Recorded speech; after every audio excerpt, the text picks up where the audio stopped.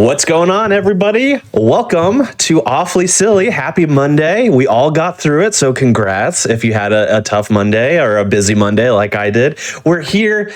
We're all ready to have some good old-fashioned speedrunning fun with what I call the best games in the business on Awfully Silly. My name is Conception, by the way. I'm the host of the show.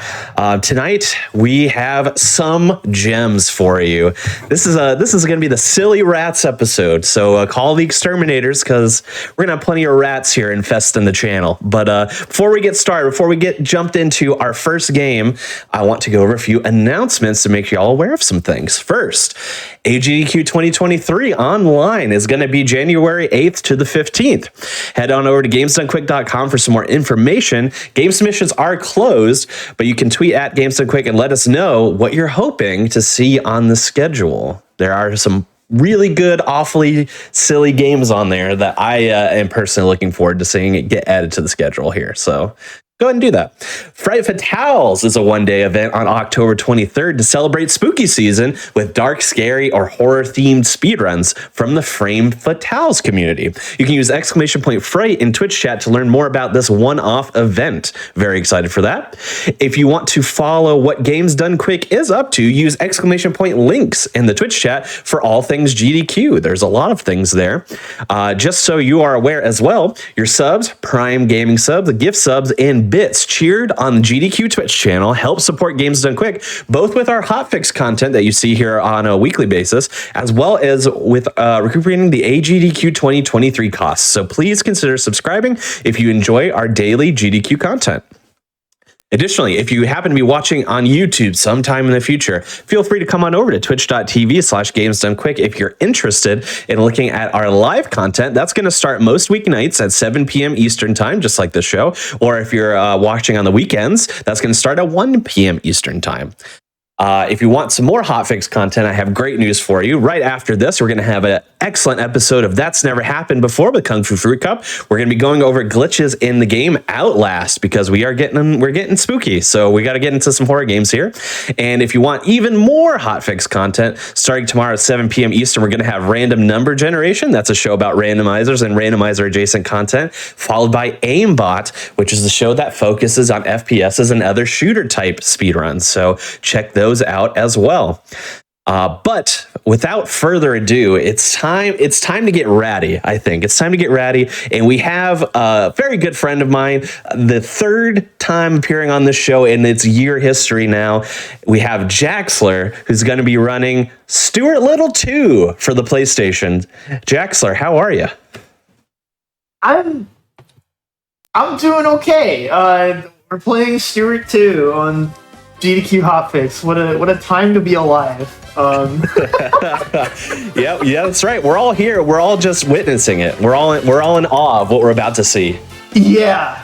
So speaking of, welcome to Stuart Little 2, aka Stuart in the Secret Rings, aka the Mario 64 at home. If you've never seen this game before, Stuart Little 2 is a 3D collectathon platformer that was made for the PS1 in 2002. And if you know anything about the release date of the PS2, that should start to get some gears turning in your head about this game in particular. This is a 2002 PS1 game. So while they were already working on like PS2 games, this game happened. This is a game that I grew up with. So if you're, I always get asked the question of Jaxler, why do you play this? Why do you run this? That's why when I was like 5 years old, I had gaslit myself into thinking that this was a good game. And then I was like, oh, I remember this game I grew up with. I should, try playing it, try speedrunning it. And well, here we are. And we're all about to embark on a quite wonderful journey together. So with that being said, we start time when we hit first input of our character, so not when we hit start new game here. So I'm going to go ahead and start the timer, and then once I gain control of Stuart, I actually have like a little timer delay on my live split so I know when to go. So 3, 2, 1, go. Alright, so the first thing that we're going to do, as you would in any great 3D collectathon platformer, is we're going straight into an auto-scroller. So the way that this game is set up is that instead of stars in like a Mario 64, there are jeweled rings as to go along with, the plot of Stuart Little 2. And so in order to beat the game, we need 30 rings, and there are 36 total across the course of the game. So our goal in the any percent run is to get the fastest 30 of them.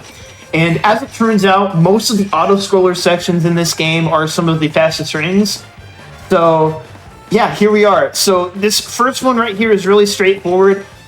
You want to collect these stars. If you lean to the left or to the right, or raise your hands up in the air, like you just don't care, you can pick up these stars. And they're all in a set order, so because I've been playing this game since I was 5, I have most of these memorized. So we're just kind of vibing here for a bit. But once we get out of this section, we'll start to get to see some of the traversal and platforming, which I would politely describe as less than ideal.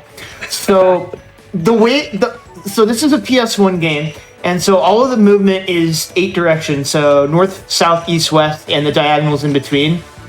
And so there's not like any like real fluid turning. You have your diagonals, and that's about it. So I'm going to be using the camera a lot in order to vaguely point myself in the direction that I kind of want to go, and hope that the game kind of agrees with where I want to go. On top of that, if we hold down the R1 button, we can sprint, and that will allow us to move faster along the ground as well. And I'm going to take a little bit of a platforming shortcut to this balloon just to get here a little bit faster. Each level has 6 different rings that you can pick up, and they are of varying different types of like level objective archetypes. So one that we're going to set up for here is the golden key. So there's a golden key hidden in each level, and then if you plug it into a golden suitcase, it will unlock it and give us a jeweled ring. And then on top of that, there are a couple of other objectives that are shared throughout all of the levels. These golden key objectives appear in every level, and we'll be getting a good portion of them throughout the course of the run, because they're generally pretty fast to obtain. On top of that, there's also a hidden ring in each level that's just hidden in a secret compartment somewhere. Those are also pretty fast to get. And then we're going to be seeing a lot of these like sort of auto-scroller slash vehicle sections that aren't really auto-scrollers, but we'll talk about the vehicle sections when we get to them. So we're going to go ahead and go to this secret ring. I'm going to sprint to it and then let go of my sprint. So something that makes platforming in this game absolutely miserable, besides the 8 directional inputs that you have to move around in, is that whenever you sprint jump, you are committed to the direction. It's like Super Ghouls and Ghosts, where you can't control your aerial drift at all. If you do a regular jump, a non-sprint jump, then you have some degree of freedom to being able to turn midair. But if you're trying to go anywhere with a sprint jump, you just keep going. You just get sent flying in that direction, and you have no way of controlling yourself once you've picked a destination to jump to. And so there's going to be a lot of wrestling with that throughout the course of this run. On top of that, we've got everyone's favorite section, which is the aeroplane section. This thing turns super tight, so you have to be really gentle. I actually switch over to the D-pad as opposed to using the joystick here. And then we clear that course, and then we're going to pick it up, and we're going to hit Visit Snowbell. This is going to take us to the hub menu, which is going to allow us to switch to the next level. Levels in this game unlock after you get a certain amount of jewelry. It's like Mario 64 at home. But there are going to be, even though we unlock some levels a lot earlier than it looks, we're actually going to be staying in that level for a little bit after we unlock the next one, so we can get some faster jeweled rings in order to build up to that 30 that we need in order to get to the final boss. So we are now in Central Park, or a close approximation of it, as good as you can get in a 2002 PS1 game. This is where you're really going to start to see all of the beautiful texture warping that is pretty noticeable in a lot of 3D PS1 titles, but is especially prevalent in this game. There are going to be a couple of new objectives that we're going to get introduced to here. Generally speaking, the levels that are a lot more straightforward layout and aren't vertical, we're going to be collecting the majority of our rings in. So we're going to be getting all 6 of the rings here in this level. And nice, that's a little bit of a tricky jump there. Actual strat there. We're going to be setting up for a couple of different longer-term ring objectives here. In the face blocks is one of them. I've already gotten 2 of the 6 so far. And the way that those work is once you find all 6 of... They're like the closest equivalent is like the red coin missions in Mario 64, where you get all of the collectibles, and it reveals a path that allows you to get up to a jeweled ring. And so we'll be routing those in over the course of this level here. And now we're going into maybe one of the worst vehicle sections in any video game I have ever played. We get a speedboat here, and I am holding on to the left and right button for dear life, just trying to get this darn thing to turn. It takes forever to turn, and then once it does, you go careening into the wall. It is impossible to control this thing with any modicum of proficiency, and we're just going to do 4 laps around this thing and try to cut the corners as tight as possible. And it's pretty straightforward once you know how to do it, but that doesn't mean it feels good. It doesn't look good. It looks really bad. It's really bad. You also gotta love the reflection effect that they did for the objects, where they actually just duplicated the object that's sitting in the water and just turned it upside down. Which honestly, I don't blame them for that. It's a pretty. I would do the same if I were them. But if I was making games, if I was making games 2 years after the next system came out, I'd probably do the same thing. Yeah. Yeah, exactly. Yeah. They were, and I don't want to say that in the sense of like, let's make fun of the developers for making the game, because it's you really don't know what series of circumstances leads to a game such as this, right? You don't know what the devs, like design goals were, what their budget constraints were, what their team size was, and that's coming from someone who's actually, studying to be a game developer one day. At the end of the day, though, we can still laugh at the finished outcome, but I also don't want this to, be like, oh, let's make fun of the developers because, No, definitely not. No. They also made the Stuart 3 game, and that game is a lot better than this. So it's, it's making games is an iterative process, right? But that being said, we're going into the sort of platforming parkour segment. Nice, got that jump. You're going to be seeing me collect all of these totally not... goldfish. These are called cat biscuits. Let's be very clear here with our terminology. These are legally distinct cat biscuits. And the way that these work is similar to like the coin stars in Mario 64. We're going to make a lot of Mario 64 comparisons in this run. You collect 60 out of the 80 total hidden in a level, and it allows you to pick up another jeweled ring. If this were a 100% speedrun, we would be getting all of them in a given level, but for the levels where we are going to do this objective, we're going to pick up the fastest 60 of them. So that's going to take me through to here to grab this golden key, and we're not going to turn this in until we're at the end of the level. And then I'm going to shake hands with this ant, and he's going to take me back over to this area. Something that will do a lot as a speedrun strat is death abuse, where I set a checkpoint by walking into one of those diamond-shaped icons with Stuart's visage on it, and by running myself out of HP in strategic locations, I can sort of cut back on some of the backtracking that I'm doing. Alright, so now we're coming up on the first boss of the run. This is the Bench of Doom. It's not actually a boss, but I treat it like one because this thing is impossible to platform on. The camera angles are rough, and there's an enemy here that will ruin your day. He didn't ruin my day, which is a good sign. I'm going to take it a little bit slow here because it is really easy to fall off the top here. Do a jump to here. Alright, looks like we conquered bench boss. That's really good. Excellent. I'm not exaggerating, by the way. That bench, if you've played this game before, you know. That's all I'll say. And then that takes us all the way up to the secret ring of this level. And then we can fall back down to here. I was hoping to take a hit there, so let me take a hit off of this Raven real quick. Let me take one more. We're going to be setting up for another death warp once we get the last couple of objectives in here. Grab that cat biscuit. Now we're going to be doing a foot race. So I was talking about a little bit earlier about how I use the camera in a lot of spots in order to smooth out my movement and my turns because you can only move in 8 directions. In these foot race minigames for Jeweled Rings, however, you are not allowed to turn the camera. Why? I don't know. You just can't. You just can't. So I have to not only do I have to deal with the already shaky movement, I'm also not allowed to do like the one thing that gives me a sense of control over it. And so, luckily it's not too bad for this one, but it can be a little bit annoying for the one in the 4th level. Also, the little dandelions kind of look like D20s if they were put on their vertex. I don't know why or when I noticed that, but I can't unsee it now, and now you can't either, so... yeah, that's what you get. Anyway, we got one more Stuart's face... way into D&D. You know he loves D&D, Stuart Little. Yeah. He absolutely does. Plays a giant barbarian. Yeah. Complex. Either that or like a bard. Yeah, I can see that like too. Like some kind of nerdy character. So Stuart's gonna say that he rocks because he found all of the face blocks with his face on it. We're gonna grab our 58th, 59th, and then the last one is gonna be right under this pillar that we can now climb up thanks to all these haste blocks we collected. And so, there we go. So there's a bit of overlapping text going on here. So what I'm trying to do... that's a little concerning. So I should be fine on extra lives. Yeah, okay, I should be fine. Normally I like to pick up an extra life there. But I'll do my best to go without it. We'll see what happens. But yeah, so I take that Death Warp. I use the same checkpoint that I set way earlier on. And that takes me all the way to the Cat Biscuit Delivery Bowl.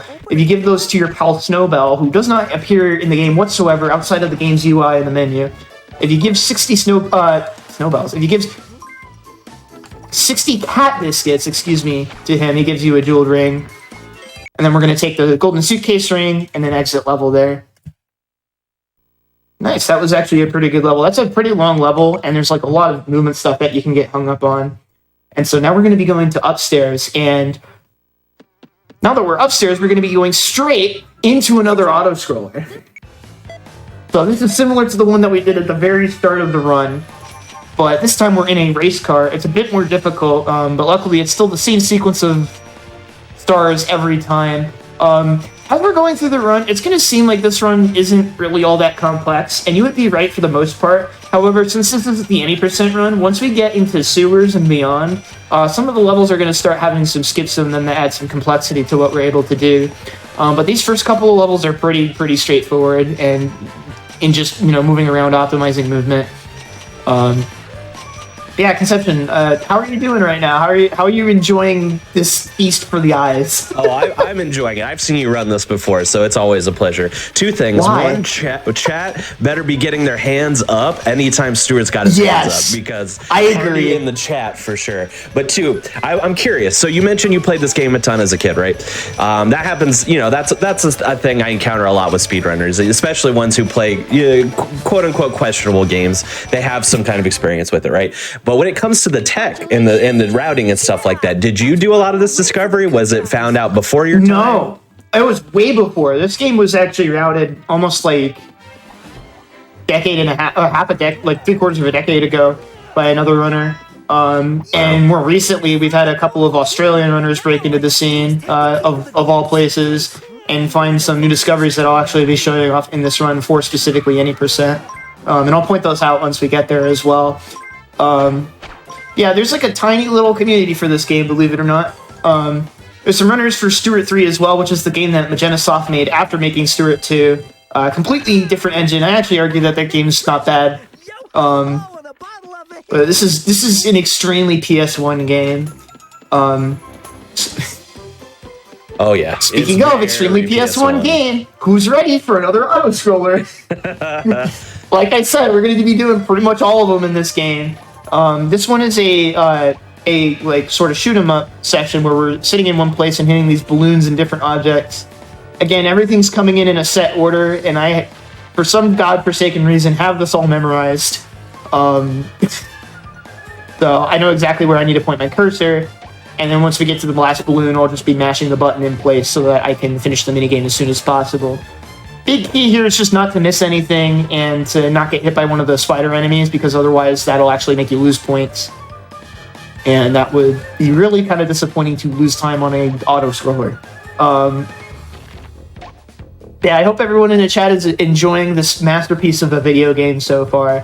I'm kind of dunking on this game quite a bit. It's only because I love it. Just for what it's worth. Like, it's not like I won't mince my words. It's not like, it's not like Drake of the 99 Dragons level bad, but I dunk on it just because I have such a personal history with it, and you only roast the ones you love, so. Exactly. And I find that is very common across this. People have dedicated hundreds of hours to games like this, and there's a reason, even if they are a little bit questionable, there's love there. There is love. There's appreciation. Yeah. So we were talking about those Australian runners. Sour and Ryan actually found a little reroute here. We used to take a different route to get through here, but we actually take a ground level route and jump up this toilet paper here. We used to take like a whole different above route that was like adapted from one of the old 100% routes, but one of them realized that you can just take this much quicker route to it rather than go through an alternate entrance up through here, and this alone cut like 30 seconds off the record. So, yeah, there we go. And so now that we're out of upstairs, we got all the quick ones out of there because, again, a lot of those vertical levels are really tough to get those 60 cat biscuit rings from. This is another one of those 60 cat biscuit rings that we're going to be skipping. I'm going to take 2 hits intentionally off the roach here because we're going to be immediately going into the secret area here to grab the golden key. I think we grab the golden key in almost every level. Yeah, I think we grab it in every level just because it's so consistently fast. And then we're going to grab the golden key here, and then Death Abuse off of the Arachnid here. Grab the key. And then I got to take a big running jump here in order to clear over this. So I'm looking at my life count here. I might have to avoid one of the Death Abuses that I normally go for here, but not a huge deal. So this level is a lot more difficult than the previous ones because it's actually really easy to like fall. There's a lot more enemies. There's a lot more complexity in general. And yeah, you'll see right there a really fun strat that we get to do on pretty much any climbable surface in this game is that you can just mash the jump button and Stuart just thrusts his way up the wall and makes a great sound while doing so. Stuart's double jump in general in this game is just like, it is an audio-visual nightmare. I don't know how else to put it. Yeah, we're going to be grabbing, this is actually the one level where we're going to be doing the face block mission, but we're not going to be grabbing all of them. We used to grab all of them in the old routes for this game, but we're actually going to be switching that up thanks to a new skip that was found. I can't remember if it was Ryan or Sour that found this strat, but the way that the face blocks work is that regardless of the order that you collect the face blocks, it will fill them into those sort of like those gaps where the face blocks get filled in. And if you get 5 of the 6 of them in any order, you can actually skip the 6th one with a really tricky jump. All right, so now we're going into Stuart Little's Pro Skater here. The way that this minigame works is that we have to skate through all the stars and try to take the fastest route possible. This minigame is actually pretty fun because the skateboarding turning is actually pretty tight. So you can actually move through here pretty quickly. And I'm going to be taking a bit of a streamlined route through here and hopefully jump through these last couple right through here. Boom, perfect. That was actually pretty good. That's the easier of the 2 skateboardings. The skateboarding sections are probably the hardest thing to get consistent at when you're learning this run. And the second one is a lot more difficult too, so we'll hopefully get to see that. So there's normally a Death Abuse that I'll do here, but I'm going to have to skip it. But that's fine. I'm going to be going into a bit of a skip here. This is frame perfect, so we'll see if I hit this. Oh, I hit it first try. I'm a beast.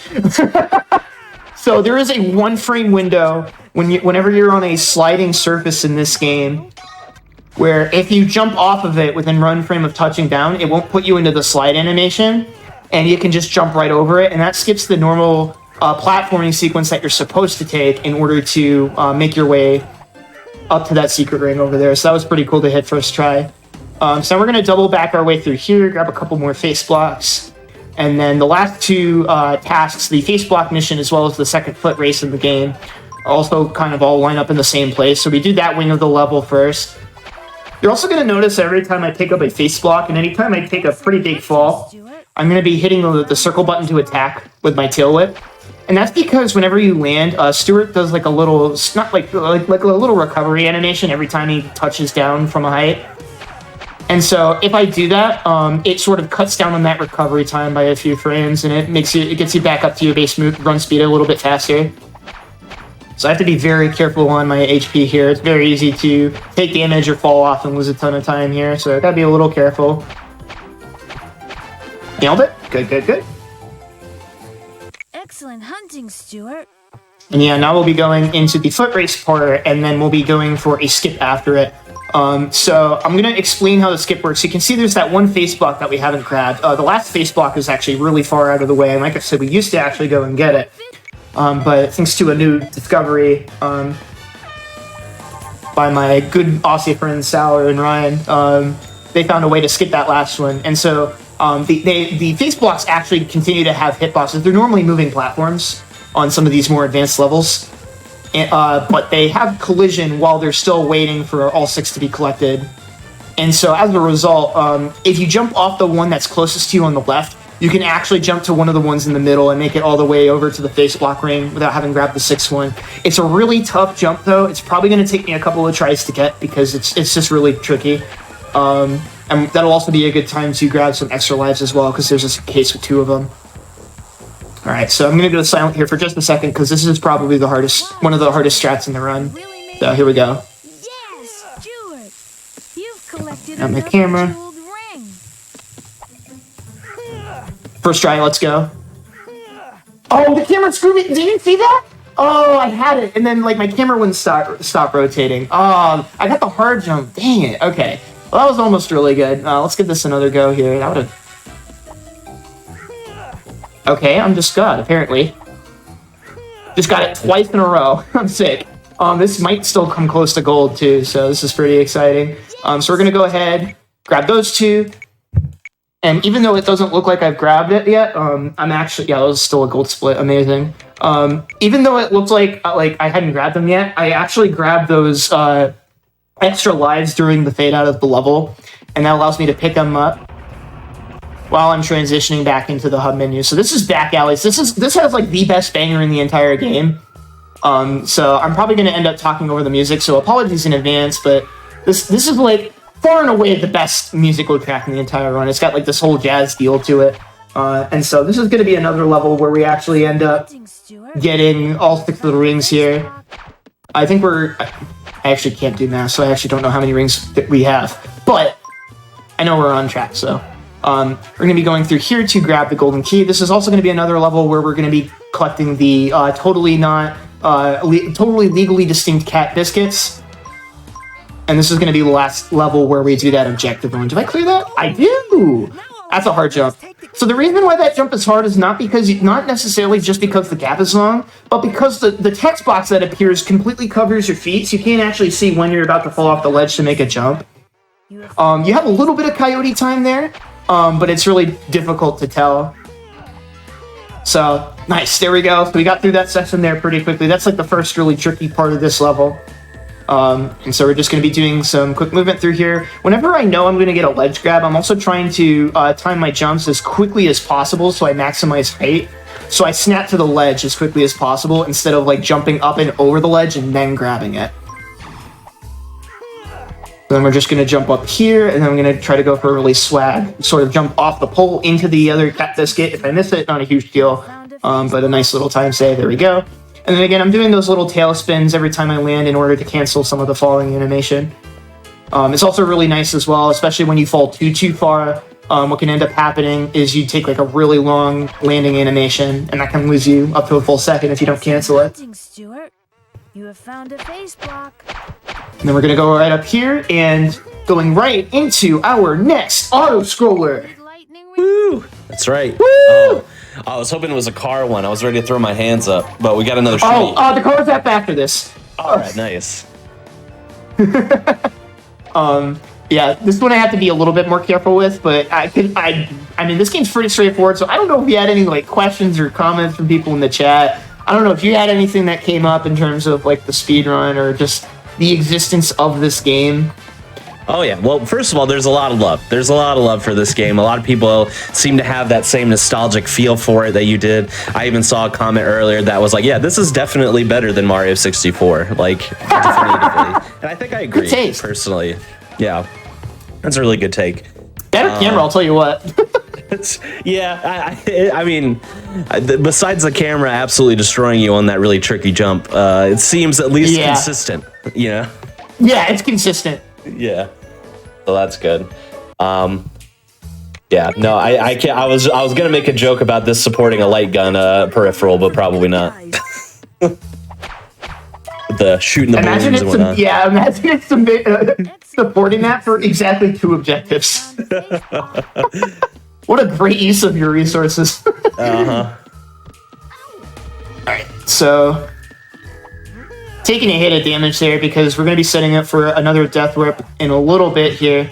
So there's a little bit of an issue here sometimes where whenever you get one of these rings, there's a big text box that comes up. And while you're waiting for that text box to like disappear, it won't allow like Margalo, who you need to talk to do any of these mini games. It'll like delay her coming down to her little perch. And so as a result, what I end up doing is I get that ring out of the way, and then I collect all of the other collectibles that are nearby while I'm still waiting on that downtime. So I essentially combine the 2 tasks together. So yeah, so now we're going into the car section. If you thought the boat was bad, the car is even worse. It handles slightly better, but there's ramps everywhere, and going in a straight line is abysmal. The other thing that I really like about this level is that the walls of the arena are always the same distance away from you, regardless of where you're driving in the arena, which I think is very funny. I'll never be able to unsee that. Absolutely not. Yeah. I should also mention that this is, I don't know if we said this already, this is a PS1 game that came out in 2002. Like, I think the bouncer was already out by this point, right? Yeah, like, I'm not tripping, right? Like, I feel like there were already like smash hit PS2 games that were coming out when this game dropped.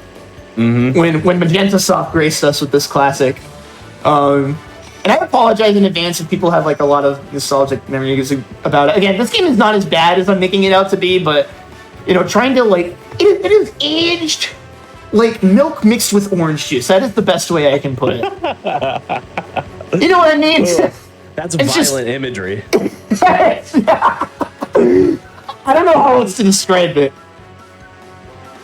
Oh, well, I was hungry. Fantastic. Yeah, sorry. Congratulations. I probably shouldn't have made a comment like that during everyone's dinner time, especially if you're Eastern time. My apologies. All right, got the spin cancel there. Yeah, I just read the chat. Somebody said that MGS2 was released in 2001. Yeah, like one of the most groundbreaking games of all time was released a year before this happened on the PS1. Mm-hmm. This happened. Funny how it winds up. This happened, yeah. Yeah. All right. We're gonna get the face block ring here. Gonna take a little bit of a shortcut here. Nailed it. Cool. Spin cancel. Spin cancel. And then so hopefully what we're gonna do here is in the vent where the secret ring is. That's part of the reason why I jokingly called the Stuart in the secret rings at the start, is because there are secret rings. So the joke was literally just handed right to me there. So that's 7, 8, 9, 10. Cool. So when I get here, this is usually the part where you get backups if you like miss any snacks during your platforming. So we hit this button, this vent is going to pop open, we're going to vent and grab the ring, and then there's going to be a tarantula in there that we can damage boost off of in order to death warp, and that'll put us right by the cat biscuit bowl that we need in order to get the last objective for the level here. I have the hidden treasure! Yo-ho! Yeah, puts it right here. Milk? I'm curious to see what this split looks like. It's actually pretty close to gold. I go to this split in practice. Oh, that was close. All right, now we're going into by far the hardest level in the entire run, which is Garbage Barge. We're going to be grabbing all but one of the rings in this level, which is the Cat Biscuit ring, and we're going to immediately go into the second plane mission of the game. And so the way that this is just another Superman 64 fly through the rings, but there's going to be one really tight turn that I'm going to be going for. I haven't really mentioned it up until now, but I'm actually like pretty significantly on PB pace. So as a result, I'm going to play it a little bit risky and go for a strat that I normally wouldn't in like a marathon context. Essentially, we're going through these buoys that have like these sort of 4 poles, and touching any of those poles will make you instantly crash and fail the mission. And so I'm going to try to take a tight 90-degree turn through this one here. Got it. Okay. Whew. Yeah, luckily your turning speed is fast enough to make that happen. Yeah, this level is just kind of like strat after strat of kind of difficult stuff going on here. So we're going to grab the ring, make my way down here, and then I'm actually going to try to attempt to skip a zipline section here by doing a really awkward jump. It's a bit difficult, but it's mostly awkward. Got it first try, good. The ledge there is really deceptive. It's angled actually like, the slope is like sort of against the way you're trying to go, so it can actually push you away from what you're trying to land on there. And then I'm going to take this restart point, kill this enemy here, and do a bit of a skip here. Hold on a second. Think we got it? Nah, not quite. That looked really weird. I almost looked like I clipped through the wall there, but I think that might have just PS1 jank. Alright, we got it. Cool. So what that strat I did there was I let go of the run button, and I sort of shimmy myself around the wall, and then hit the lava inside the burner there. And that then allowed me to damage boost my way to the face block without having to take a really slow movement section through there. Nice, got 2 frame perfect jumps back to back to slope jump off of that and get to the secret ring a bit faster than you're supposed to be able to. And we're gonna... I have the hidden I gotta be a bit careful here with my HP. There's some steam vents here. Go ahead. Again, I'm spin jumping into all these face blocks because when I land, it'll actually put me straight into my standing animation, which is the animation that the game is looking for to be able to start triggering the cutscene. And it doesn't trigger the cutscene until you're out of that falling or landing animation. So if you can cancel it with a spin, it saves a second about every time. Okay, right here, double jump. And we're going to go ahead and clean up shop here. We're going to go ahead and grab this golden key here and then double back towards where we started the level to go turn in the golden key. And then after that, we have a little bit of a tricky strat to get the second to last face block. Again, jump into these balloons a little bit early. It's a little bit sketchy because the camera is so close to your back here that you can't always quite see. Yeah, sometimes the camera shakes there too and it gives you a little headache. But, you know, what's a PS1 game without a little good camera jitter, you know? Snap the ledge. Let's get this one. Spin cancel. Good. Okay. So we're looking pretty good so far. What I'm going to do off of the golden suitcase is attempt to come at it from a certain angle when because there's no way to avoid the ledge grab here. But I want to try to bonk into the suitcase like that as I'm standing up so that I can pick up, start the opening animation as I'm going over it. So here's the other really tricky strat in this level before we go into skateboarding. I'm going to attempt to do another one of those overhang climb sections here. We're good. Nice. Okay. First try. That's really good. That's wow. Not an easy strat. Because if you're just barely off of the tip of the edge of the boat there, you go into a sliding animation, you can't make the jump. And so I'm actually going to focus here a little bit. This is the other skateboarding section. This one's actually really difficult to do the optimal lines for, so I'm just going to try to do my best here and see what we get here. So I'm going to be a little bit quiet here.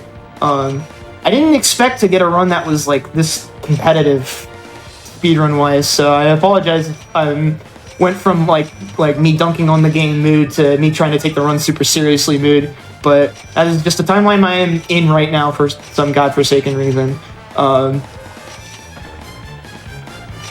Do this. Okay, that's really good. That's a really hard line.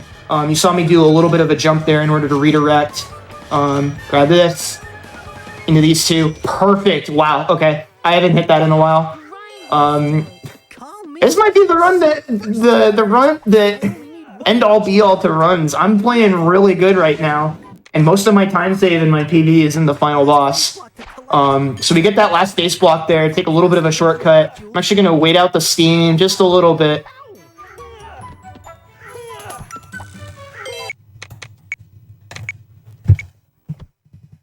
Wow. Okay, that was really close to my gold. Wow. Which I got in my PB. So let's see where this goes. We're going into the final boss here versus the Falcon. This boss fight sucks. And so the way it works is that there are all these batteries here that fill up my meter. And then once I fill up the meter to all but 1 bar, I can hit X to charge forward. And if I don't screw up the angle, I will hit the bird. If I do screw up the angle, then I won't hit the bird. So I'm going to play it a little bit safe here because you expend all of your energy regardless of whether you hit or miss. So you really want to make sure your shots count here. So I'm going to play it a little more conservatively than I think you normally would if you're doing like the most optimal of optimal strats. There's hit 2. You're going to skip that other battery as well just to make sure I'm confirming hits here. Every battery that you skip does lose you time, but it's very easy for your charge attacks to miss if you're coming at the bird from a corner. Like I almost missed that one there, for example. So you got 2 more hits, and then time is on final hit. So because I skipped a couple of batteries, we're probably going to have to take an extra little flight through the end of the tunnel here, which is not the end of the world, but... Alright, 1 more hit. We'll see if we can get it after we leave the tunnel. Time is coming up soon.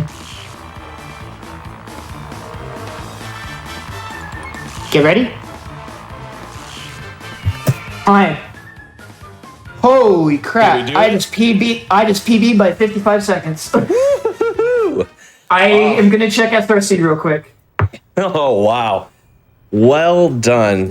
One of Jack's are low key one of the biggest like clutch players I've ever seen in terms of speedruns. That is the world's first 34. That is world record by 30 seconds. Let's go. Oh my goodness. Wow. Oh, I gotta skip this cutscene so we don't get copyright. Good call. Good call. So that's Stuart Little 2, everybody. That's a new world record. Oh, that is hysterical.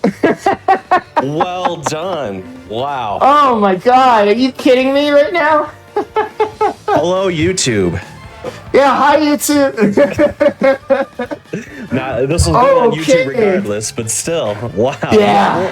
Well done. Well done. That is okay. So my P. Let's see. So my P. So for context, my PB before this was a 36:07. Previous world record was 35:27 by Sour. I just got a 34:54. Yep. So I just skipped the whole minute barrier for me. That's really cool. And that's gaming. And that's gaming. Is that not the Stuart 2 content you create? I don't know what to tell you, Concession. That is how anyone plays Stuart Little 2. That is the way it is played. Congratulations. That's how I play my rat. But yeah, I guess now that we're at the end credits, and like 6 minutes under the estimate, I'd like to shout out Sour and Ryan. I mentioned their names earlier, but they found a lot of the new stuff like that floating block, that face block skip, as well as some of this more like rerouting stuff in terms of the early game. And obviously this run would not have been possible, as well as some of the renewed interest in this game would not have been possible without their support. Thank you, Conception, for having me. I still find it extremely comical that we just played Stuart Little 2 on the GDQ channel. There is an inherent comedy to that is beyond the bounds of the English language. That being said, I've been Jaxler. Thank you all for coming out and supporting and checking out this game. If this is your first time hearing from me, I stream all sorts of weird speedruns. I've been on the show a couple of times, so thank you, Conception, for letting me take thirds. I feel super privileged to be in that position.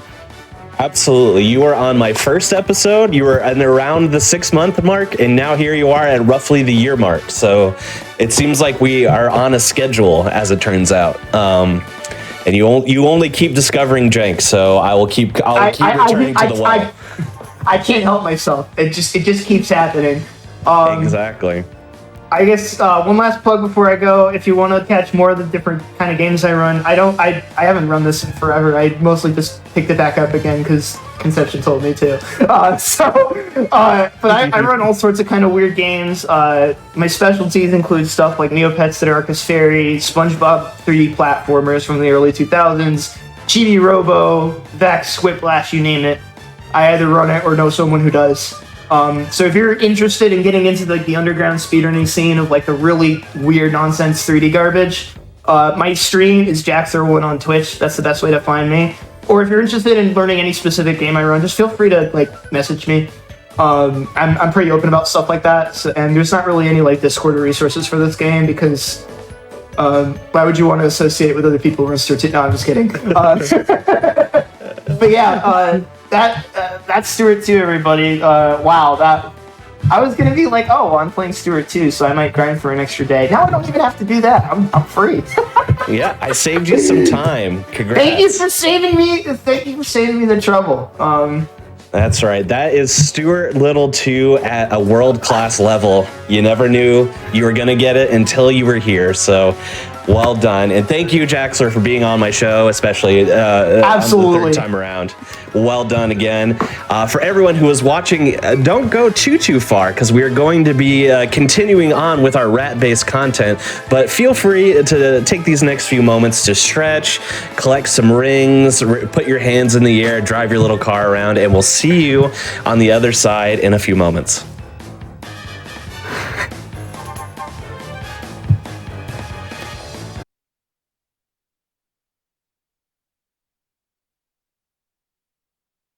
All right, welcome back to Awfully Silly, the Silly Rats edition, and we have yet another banger coming up here for you. Just wanted to give y'all a few quick reminders before we jump into our second and final game of the episode tonight. If you happen to be watching on YouTube, feel free to go on over to twitch.tv/gamesdonequick if you're interested in looking at our live content, which is going to start weeknights at 7 p.m. Eastern and weekends at 1 p.m. Eastern. We got Hotfix content all throughout the week for you. By the way, your subs, Prime Gaming subs, gift subs, and bits cheered on the GDQ channel help support Games Done Quick, both with Hotfix and with GDQ 2023 costs. So please consider subscribing if you enjoy the daily GDQ content. All right, and with that said, I think it's time we jump into a game that, if I understand correctly, was a Toys R Us exclusive when it was released, and it is an Xbox game, also released in 2002. So again, keep that in mind when comparing to Stuart Little 2. That's right, we have Sneakers, and it's going to be run by Pyro the Rat. Take it away. Oh, thanks. Yeah, you might see some similarities between the two games here. That Stuart Little 2 run was amazing. Again, great job. It's hard to. This is my co-pilot Jams. Yeah, how do you follow on that? With Sneakers, of course. With more rodents wearing red shirts, I think, is most likely the follow-up. But yeah, so this is Sneakers. This is, like Conception said, this was an exclusive for Toys R Us to sell here for some reason. The Japanese developed as a tie-in for the Xbox. You might have, I think, like Lynx is in that same sort of category. And for some reason, no one bought it. I don't know why. No one bought the game for the Xbox. Yeah. Weird. It's really like Toys R Us strange. is out of business now too. Interesting. Yeah. It was a very dynamite campaign for sales, I'm sure. But yeah, I'm good to start whenever. This is we'll basically start from new game right off the main menu. Feel free to give us a countdown whenever you're ready. Yeah. Well, let's do it on 3. 3, 2, 1. Oh, actually, no, we can't. This happens every time I try to set up runs. The tracked mode kicks in just in time. Perfect timing. Yeah, well just done. Excellent timing. All right, if we're clear, we'll start again on 3. So 3, 2, 1, and go. Good luck. Ooh. Yeah. Welcome to Sneakers, everybody. Again, you might not have seen this game around, and I think that has something to do with the way the sales kind of went for it. Specifically, it's very hard to find in secondhand shops without a Microsoft company store sticker on it for some reason. I don't think anyone bought it from Toys R Us. I think they all bought it at the Microsoft store. It's very interesting. I've seen multiple copies of this with a big Microsoft company store purchase sticker on it. But do you have anyway. a copy with a big like Toys R Us exclusive logo on it, or no? it's actually built into the box art. Oh, on all of them. Okay. Oh, that's yeah, interesting. it's on all of them. At Microsoft So a lot of Store, Toys R Us exclusive. Yeah, no, it's so I mean, because Microsoft would sell any of their Xbox games to employees, but regardless, let me explain what's going on here. I just realized we just kind of jumped into it. So in Sneakers, the food has been stolen from the house, and the mice are very confused. They notice there was some rats hanging around. They think they stole the food. We're here to spot them throughout the house to hopefully get our food back, and that's kind of the gist of the plot this far. So, yeah, you use it doesn't really explain it, but you use some sort of like camera maybe, and I think it's just the very accurate eyes of a rat. You know, like they're very like pinpoint. You know, they can see very far away or something. But yeah, so with that, I've seen every rat in this room, and you might think, okay, so this is kind of a kids game. It's mostly just kind of running around, looking at rats, like Where's Waldo situation. It kind of devolves into something very different. that's kind of unexpected, especially considering kind of the character detail they put into these the models for these specific, definitely not Hamtaro ripoffs. Yeah, so it becomes a beat 'em up. Multiple genres. Yeah, this game bridges multiple genres. It's There's like it's an open world. It's a pseudo open world game. The game is on rails, and the reasoning for that is unknown. Who could say? Artistic choice or technical limitation of the original Xbox. But it's both on rails during the parts where you're finding rats, and then during these beat 'em up scenes, it's just a all out brawl with AI friends who help you out. Yeah. Oh, go on. Oh yeah. The you AI for already the got through. friends. Yeah, the battles are very fast in this game because the AI is actually very good at beating up the enemy rats for you. The problem is they get distracted very easily. If they see like candy on the ground or food on the ground or other rats, they'll run in. They'll just kind of stop what they're doing and go kind of do other stuff. It's like their AI resets every 10 seconds or something. But so to combat this, a lot of the strategy in combat is corralling people into fights, and I'll explain that when we get to another fight. But this is actually kind of a tough stop here because of the momentum in the game. Okay, we got it. Oh, good perfect. job. That was great. So that was a ledge stop. That was when you're running in this game, you build up momentum, and of course, if you at that ledge, if you were to keep on going for a certain amount of time, you could fall off the ledge and lose about like 10 seconds or something. So that one's like 10 or 20 seconds or so. You just have to run back around. It's super annoying, but this is actually the big ledge stop right here. This one's super hard to get, and I'm holding my breath. What loses the most time. Perfect. Oh, good enough. Beautiful. Yeah. The momentum will carry you off the ledge and put you in a bad spot. This game is on rails, but that doesn't mean the rails can't be broken, but they can be bended to kind of take you places you don't want to go. Or you want to go, Exactly. A lot of the even though it doesn't look like it, just because Piero's so good at this game, and you almost like can't tell what's what is and isn't part of the speedrun. A lot of the movements and the stops are very exact and like need to be frame perfect. It could get confused for like incompetence, but I think that's all pros at work. Mm-hmm. Exactly. Everything is intended, yeah. And so this game there's a very, very, very small speedrunning community for it. Piero has currently the world record. That's right. Which is so we might see a new world record. Maybe not. There is some RNG in this game, so can be tough. Very, very mean RNG. So the battles so far have been pretty straightforward. Oh, missed that one. The early battles are relatively RNG friendly. Like they can go kind of bad, but for the most part, they're very easy to control the positioning of the enemy rats, which again is corralling them into a corner and then punching them multiple times. And we'll explain again the reason for that in a moment. But as the battles get bigger, the RNG gets wilder and wilder because there's just more enemies doing random AI things to you. I did not want to do that again. That's fine. We want to jump down here. But all intended. Yeah, that could happen. Anyway, so the bigger the battles get, the more RNG there is. But there's a particular point of RNG later on that there's only one point of RNG in the entire run other than the battles. Everything else is pretty straightforward. It's all execution and you're talking timing. about the dreaded Rat Cup scene. That's every sneaker speedrunner dreads the Rat Cup. But you'll be seeing that coming up. Can't wait to see what that means.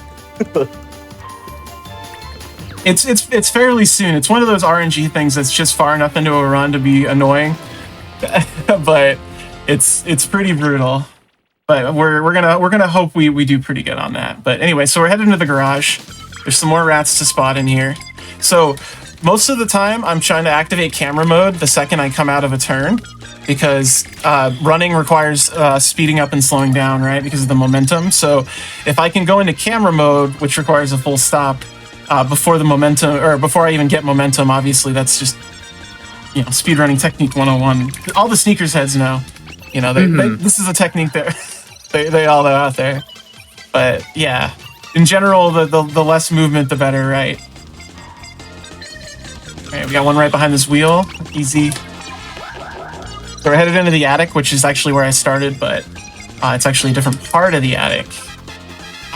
If you're hoping the minimap will like kind of shine any light on where you are, it won't. It's actually useless. Yeah, it's not. It's not. This game is although like this game looks very adorable, and this I imagine was meant to be the sort of Nintendo has its Mario, Sega had its Sonic, PlayStation had Spyro. Sneakers was meant to be that for the original Xbox, I believe. 100%. I think that's a really good theory. You tried that with Blinks, right? And Shrek. Yeah, and it's for some reason during that era of 2002, they just wanted this to be the Halo console. No cute games allowed.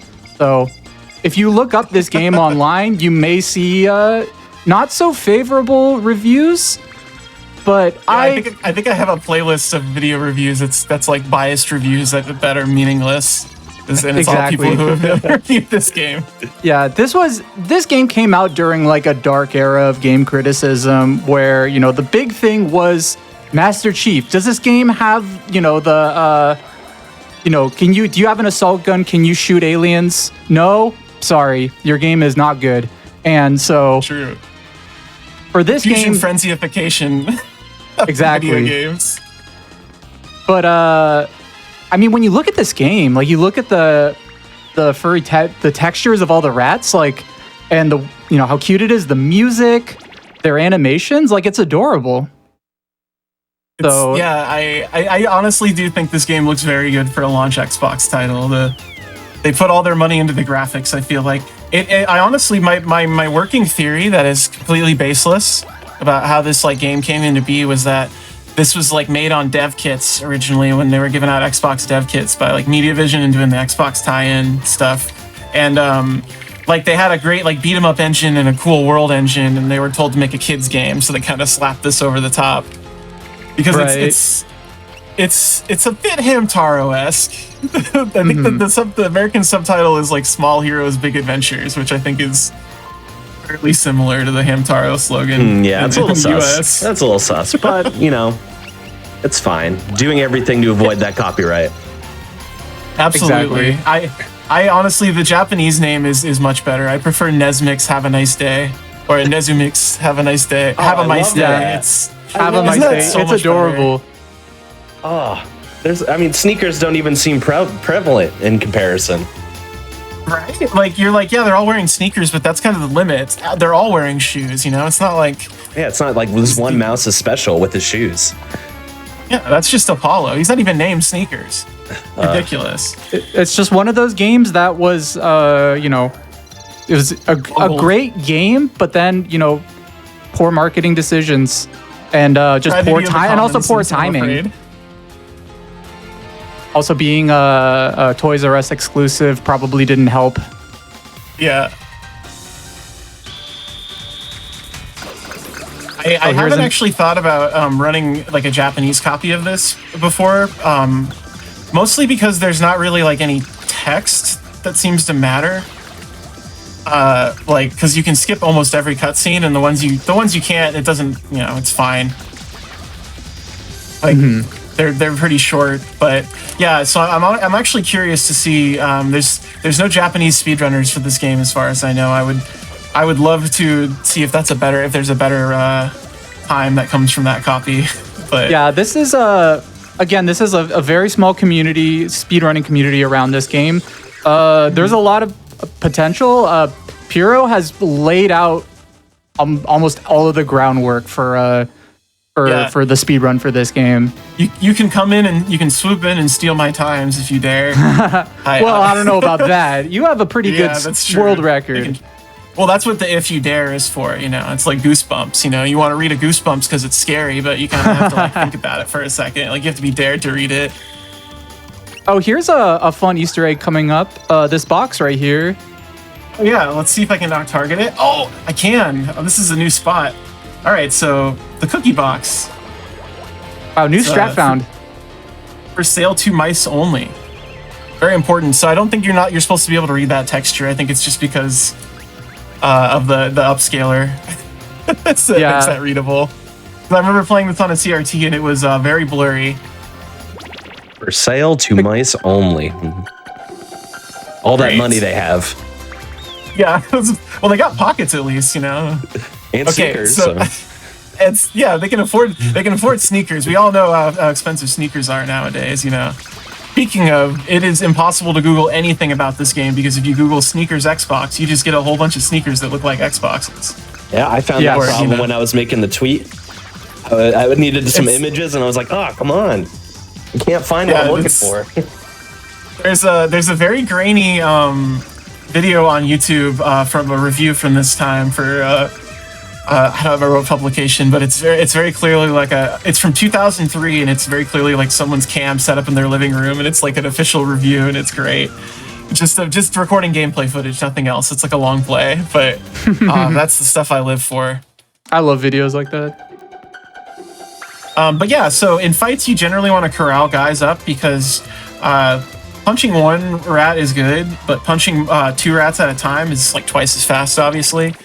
So the more of the bullies, the ones in the gold chains and hats, get into a group that you can hit with like one attack at a time, the better. So we'll be seeing that a lot more in the later levels. I'll be grouping up, 5, 6 of them at a time if I can. That's the part where the RNG comes in. Sometimes they just don't want to cooperate. Yeah, and you primarily use 2 attacks. You use the strong punch and the that spin attack. Yeah, so the spin attack is actually like extremely overpowered. It's like a double lariat, right? And it's actually invincible through the entire animation. You can't get hit out of it. It also is instant on wake up. So if you get knocked down and there's someone standing over you, you can just mash it and it'll always hit them. It also breaks block. So I'm talking about it like fighting game because, I mean, look at this. But it also costs health, but that doesn't matter in the early levels because I don't get hurt enough to, or even close enough for, to die. I don't even think I don't think I will ever die. I don't think I ever died before like the last fight. I've never seen you die in this game before. So just idly bragging about not dying in a kid's game. It's like, yeah, I've never died in this kid's game. Never gotten a game over. Yeah, I've never gave over even once in Rugrats Search for Reptar, right?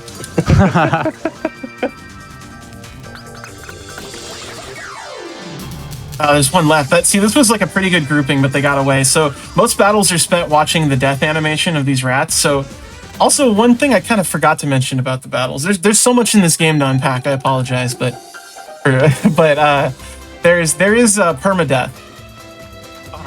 Right. If your friends are reduced to 0 health, they're just gone forever. They don't appear in cutscenes. Their lines are out. It's it's a bit much. It doesn't really happen. It'll happen at maybe a certain point, but yeah, it's pretty wild for a kid's game. I'm also making very good time right now. I'm headed to the final boss right now, but I'm looking at like a good I'm under 240 for the current segment right now, and this boss fight can take potentially just a minute. Really good time right now. Mm-hmm. There's one particular character that will usually die, but we'll talk about that later. He comes later on. We got a nice big unskippable cutscene where we can introduce him on. It's perfect. Yeah. And then he will most likely die, like a 95% chance. We in the community we have a certain name for it.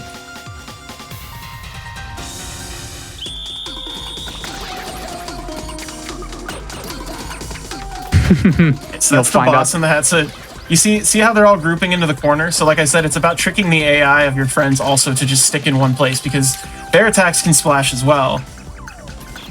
Doesn't really matter if you knock them down. It's much more important to get them into one spot and keep them stun locked, basically. But the spin costs health every time, which I guess it's a balancing factor. You can still spin like 20 times before you kind of have to look for health. It's very powerful. I don't know. Yeah, that's definitely enough to beat the boss. before you lose. I don't know why you lose health for doing that spin attack. Like if maybe it's hurts you. It's unclear. Definitely like a way to balance it. Oh, also, yeah. Was going to mention earlier. Yeah. You can pause the game and command your friends to attack different rats. So there was a lot going on in this game. A lot of different mixed genres. Very similar to Rainbow Six, like Rogue Spear and such. Yeah, exactly. This game is exactly like Rainbow Six. If you've ever heard of Rainbow Six or any other Tom Clancy a Tom franchise. Clancy joint. Yeah. To invite another comparison, someone in the chat did say this is the Dark Souls of mouse-based hide and seek beat 'em up games. So absolutely. Yeah, I didn't want to say that myself because I know it's a little passé to just say, oh, this is the Dark Souls of something, but you kind of like this kind of is. Like I hate to say it. Like there's permadeath with your companions, and the game can get very difficult if you don't know what you're doing. Everyone is very unique. Like all the characters are unique and have their own motivations for being here. You know, like Pete wants to eat, Brutus wants to beat up rats, Bonnie wants to find her little brother. You know, it's just like Dark Souls. Yeah. So actually, speaking of Bonnie, we just skipped the cutscene where kind of a bit of crucial story happened. Another rat came down after the fight and said that her little brother was missing. And you actually see her little brother in the very beginning of the game. He's a very adorable mouse and kind of a little foreshadowing. Unfortunately, because this is a speed run, we skipped the cutscenes. The cutscenes are actually like my favorite, unironically my favorite part of the game because they're very goofy and they're very cute, but like they're so long. Like they're long. I tried to do a cutscene percent and it is like literally like 40 minutes and it's just like I can't do this to myself. I mean, but they are good cutscenes. Yeah, I would say, if nothing else, check out this game. You know, also, I mean, you have to have an Xbox to check it out. It's literally unemulatable in any fashion. This is locked to console only. That is 100% true. That is not like a fake. Dust off your Xbox or get a Xbox on eBay or your local used game store, and then head on over to Toys R Us and pick up a copy. Oh, yeah. Well, I mean. You're gonna have to look for the pop-up store that they've been doing off and on. Yeah, they are coming back. That there's like 6 Toys R Us opened, I think right now. That's true. So if you have to like live in LA, I think. So if you live in LA, you could probably play Sneakers. Yeah, or maybe find a friend who lives near one of the 6 Toys R Us and say, hey, can you get me a copy of this Toys R Us exclusive mouse game called Sneakers? Yeah. And they'll be like, oh, Sneakers? The 2002 hit Xbox game? Of course, I would love to get that for you. So, yeah, right now we're out. So this is the second stage, and we're like outside, and we're in a like kind of a small like French. Yeah, like it's a small like French town. It's very cute. Interestingly, making the link between like mice and rats and France before Ratatouille would make that link. With talking mice and rats. I mean, I know rats in Paris are like a common trope and things, but you know, not mice. And fun fact, this game came out 4 years before Ratatouille. So, you know. Right, wonder where they got the idea. Yeah, who copied who? Exactly. I just did a quick little skip here to access that rat. If you accidentally target that vent, when you hit A, it will lock you into an animation to find a piece of candy, and we call that getting vented. Little nod to the Among Us. A little shout out to a little game called Among Us. Shout out to Among Us. Yeah, you know, maybe. Anyway, anyone in the chat knows about that game? Anyway, we're gonna move on before I lose it. Like I said, a lot of this game is stopping momentum right when you need to. Oh, for instance, like right here, I'm stopped directly in front of this rat, which makes targeting him easier because you're gonna have to stop and target the rat in photo mode. Like you're not gonna be able to skip that. That was a key is to perfect stop. stop, by the way. That was. This one is too. That was perfect. So if I go too far up here, I get locked into a turnpike, and it costs me like 5 or 6 seconds. So.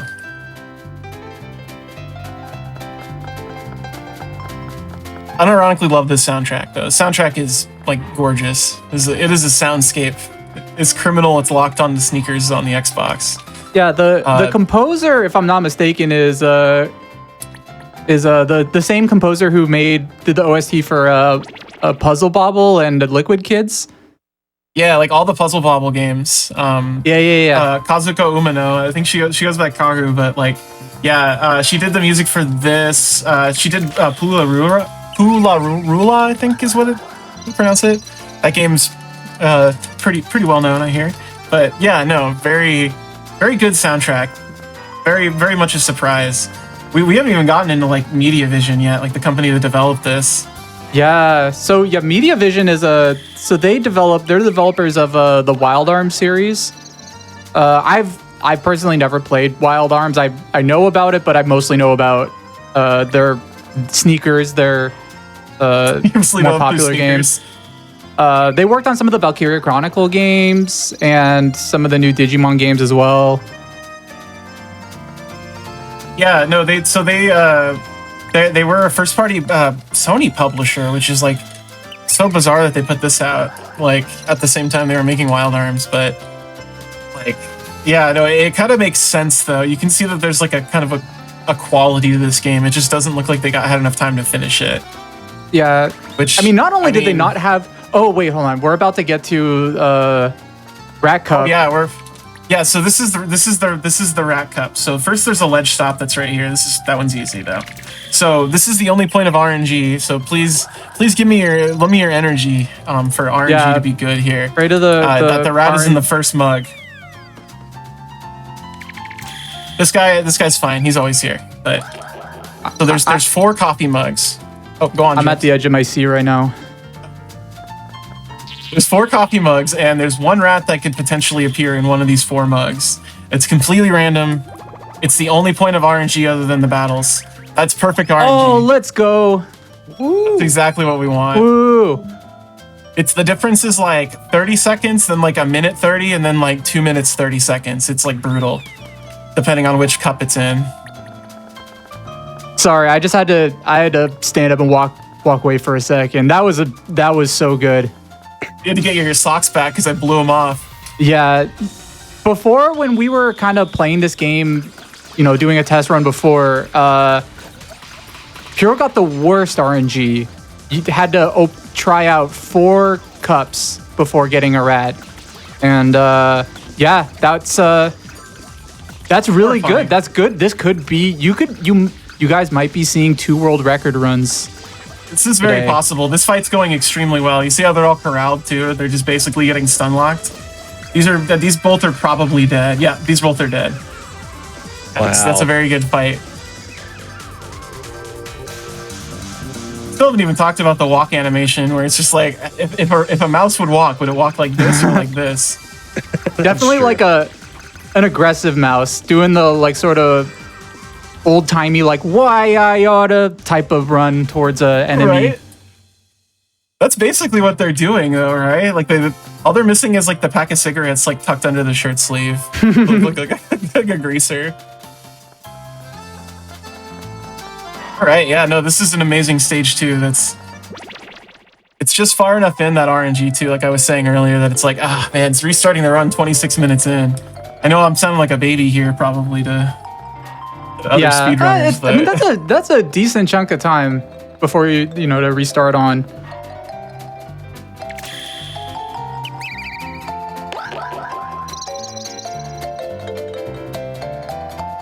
But yeah, this level's so good. The music's great. The atmosphere. The street. The miscellaneous wine bottles. You see scattered around just like in most French towns, I am assuming. Like I love the repeating texture. Also, there's the cigarettes. Gotta say hi to the cigarettes. There it is. Oh yeah. Yeah, in the sneaker speedrunning community, usually like when when there's a group watching and you see the cigarettes, everybody yells cigarettes. It's kind of like a fun little community thing. Yeah, it's exactly. It's like you couldn't put this in a kid's game anymore, especially at Toys R Us. Actually, now that you think about it, that is wild. Yeah, It just goes to show that nobody played sneakers before it went on the shelf. I do think I've probably played this game the most out of like anybody, even more than the QA testers. I would agree. I would bet on that. I would love to talk to a QA tester for sneakers and just kind of pick their brain, like what the experience was like, if they even remember it. I know there's like I don't even know how you would get in contact. Like nowadays, game developers are very accessible. A lot of them are on Twitter, and you could ask them about the game development of for instance, like Undertale. You can just walk up to Toby Fox and be like, oh, like hey Toby Fox, You like can't how just at Toby Fox. That's true. So yeah, but for this game, like a lot of the history of this is just a mystery to the sneakers community. So we can only speculate on certain artistic decisions in this game. We're putting the skeleton together here without all the pieces. Exactly. But yeah, now we're down to 7 rats. We're cooking, yeah. This is the home stretch for level 2. There's one more rat down here. So I do need to get this one to unlock the fight in the next area, but other than that, there's a lot of this game does feel like there's a route plotted by the developers at times. Like the first 2 levels definitely have like this is the route they expect you to take. After that, they realize they should make it open world, and it gets a lot more complicated to route.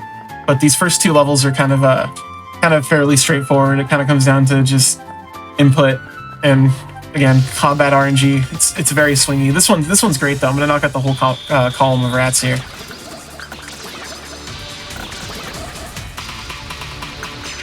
And the double area very powerful. Yeah. This guy's not cooperating. Back in there. Are we doing good so far? Yeah, this is much better. This guy's dead, I think. Oh no, he's not.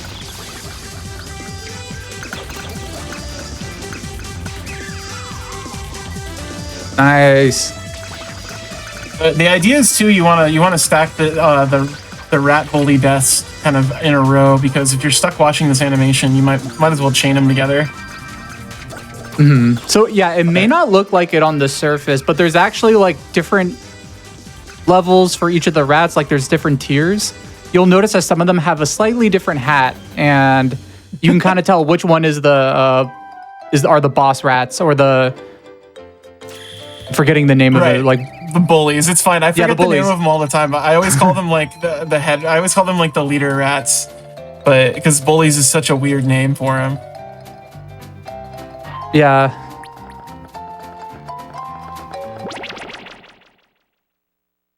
It's this game is just it's just a masterpiece. So I found this originally because I was kind of making a goal on my channel to play through every rat video game, because there's a surprisingly large amount, like way more than you think. Like there's like 9 Ratatouille games. There's like, I want to say like 6 or 7 different Stuart Little games. There's probably more than that, like across the different movies. There's stuff like cheesy. And so I got real desperate because they're all really bad for the most part. Even like Rats for the Game Boy or Reservoir Rats in the UK was like still like rough. Even it was just a bare bones Amiga platformer. So like finding this was like a cup of water in a desert. So this is at least like playable and finishable. Not that Stuart Little 2 isn't. Yeah, that Stuart Little 2 run was amazing. Great game. Yeah, that was a really fun run. Congrats again on the world record. Yeah, no, that was sick. But yeah, no, this game is a delight. It's again was just an unfortunate product of that era of video games of 2002, Died especially on the advertising table. Especially being in like the Xbox library, where they had like a very specific type of aesthetic they wanted to go for, like a sort of edgy, like, oh, you play as like Master Chief, with the Or Xbox. movie tie-ins. They always wanted to do like movie tie-ins too. I feel like that's I mentioned this a few times streaming this, but like I love the original like the launch Xbox stuff because like a lot of it is just like movie tie-in games. And they were building the system as like one that could put out like amazing movie quality video, and it can. But that was like the main thing they wanted to sell it as, but that didn't last too long. Yeah, Shrek was a big one. Shrek is like I want to say it's like one of the best-selling games on the Xbox, like of all time, like the launch Shrek. Really? Yeah, I didn't know that. It's supposedly it might be because it was like a bundle in, but I swear it's like it sold in a naturally large amount of units because it was a system seller. It's like a thing people got the system to play. Which is funny. I recently played that game, and that game is rough. That game's hard. Yeah, it's not good. It's like ugh. Like I also played Shrek 2, and Shrek 2 is way better. Like it's that the one that's better. The minigame collection? Kinda, where there's like a rhythm game and stuff. No, I know there's one like that on the Xbox. I don't think it's that one. It was I was playing one where you can control like Shrek and Fiona and Donkey and like the gingerbread man it's like and stuff. It's like a Lego game, right? Similar. It's like the Lego games. Yes. That one's pretty fun. Yeah, no, that's a good co-op game for sure. Mm-hmm. Yeah, the Xbox is really an untapped like gold mine of video games. So if you're not checking out the original Xbox for what seems like just a whole bunch of forgotten video game history, you're missing out. Oh yeah, just because it's go on. Oh no, what were you gonna say? Well, they have King Kong, the official game of the movie, King Kong. That actually has the original cast in it doing the lines, if I remember right. Everybody but Adrian Brody, which is like wild. Yep. Another one that I like to point out, we actually have had it on this show before, is Enter the Matrix. Yes. I love Enter the Matrix. I got a copy sitting in front of me. Yep, I have that for Xbox as well. I love it. And I really want to get through Path of Neo, but it's so long. I have not played Path of Neo, but that is one that I've always looked at for this show, and I'm like, interesting. Maybe someday. Someday. Yeah. I mean, luckily you won't be spoiling anything because it's just like a weird fan fiction about the Matrix. Yep, exactly. So this is a good corral right here. Again, most of my efforts in battle are spent just kind of pushing them all into a pile so my allies can hit them. Because, while I can hurt one rat, 5 rats can hurt one rat a lot faster than me. So, and I think that's the battle. Yeah, easy. Wow, that was 3 minutes under right now. Yeah.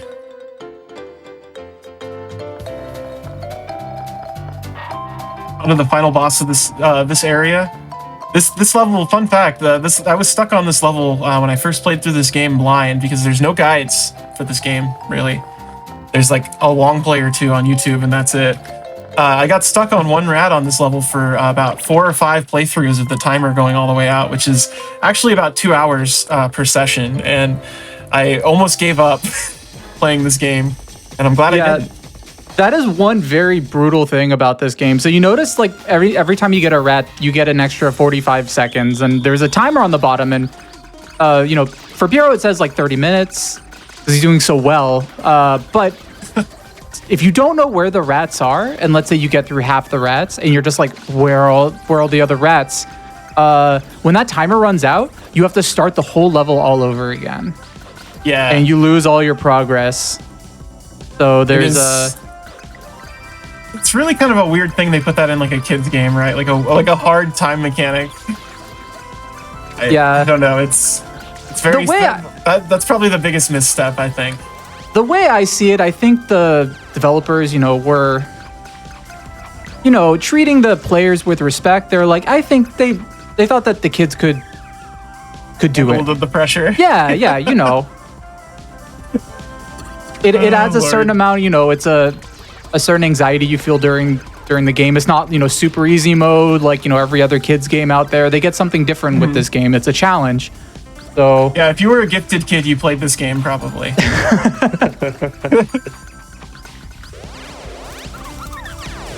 I did not play this game. I played this game as an adult, so you see, I'm out of that camp. But Yeah, I didn't discover this game until last year.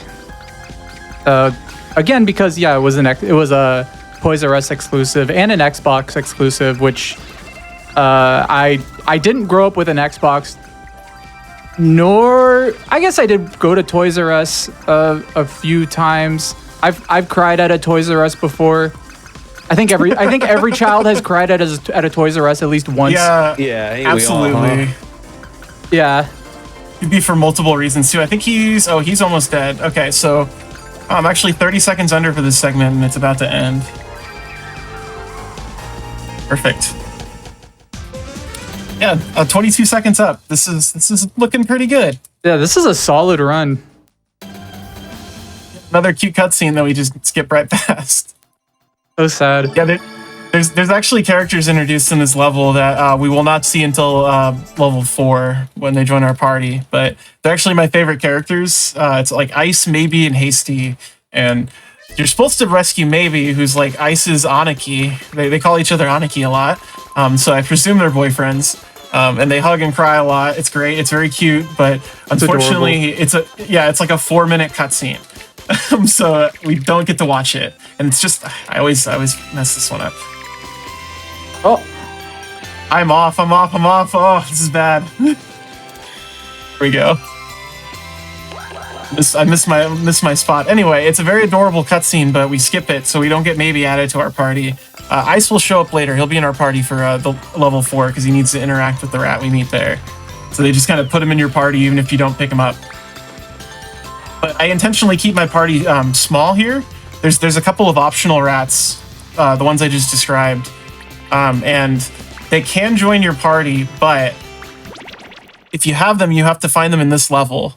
Like, one of the themes of this level is spotting the rats, but you also need to find all your friends again and put your group back together. So if you add more people to your group, it takes more time to speedrun the level, right? Because you gotta find them all.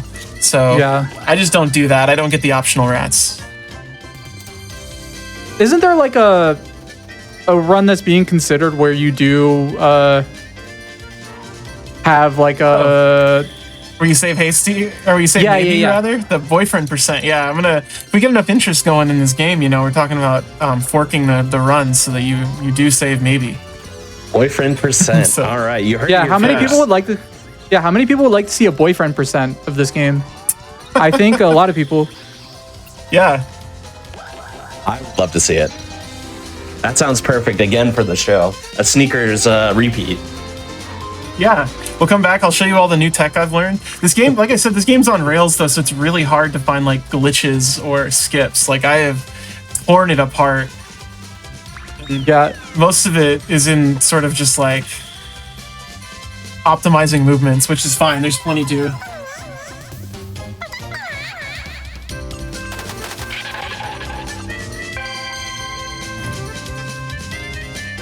I'm not making a big mess of myself drinking water on cam, everybody. that was a rare, unskippable cutscene right there. Very small one, but Yes. you get to hear There's a some few more in this level.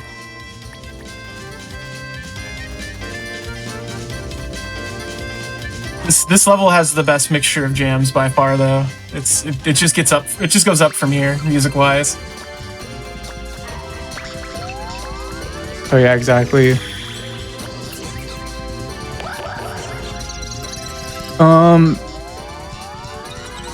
So yeah, there's even sneakers in this level. There's one in the sandbox back there. Oh, you're right. Maybe that's the sneaker they're talking about. I mean, like, Could be. there's definitely a theme, I guess. I feel like it's just incidental, or coincidental, rather. I've been running this like all week though, and all of this stuff is so like ingrained in my brain now that like these specific like 8 beats in this song just over and over again. I'm just like falling asleep to this music at this point. But if you can keep on listening to it, that's the mark of a good video game soundtrack. Good video game Sure. song. Yeah. This is the Ice Cream Parlor songs. This one's great. Oh, there it is. That was a sneaker. Yeah, oh, we passed another sneaker. Yeah, there's a lot of sneakers in this level, actually.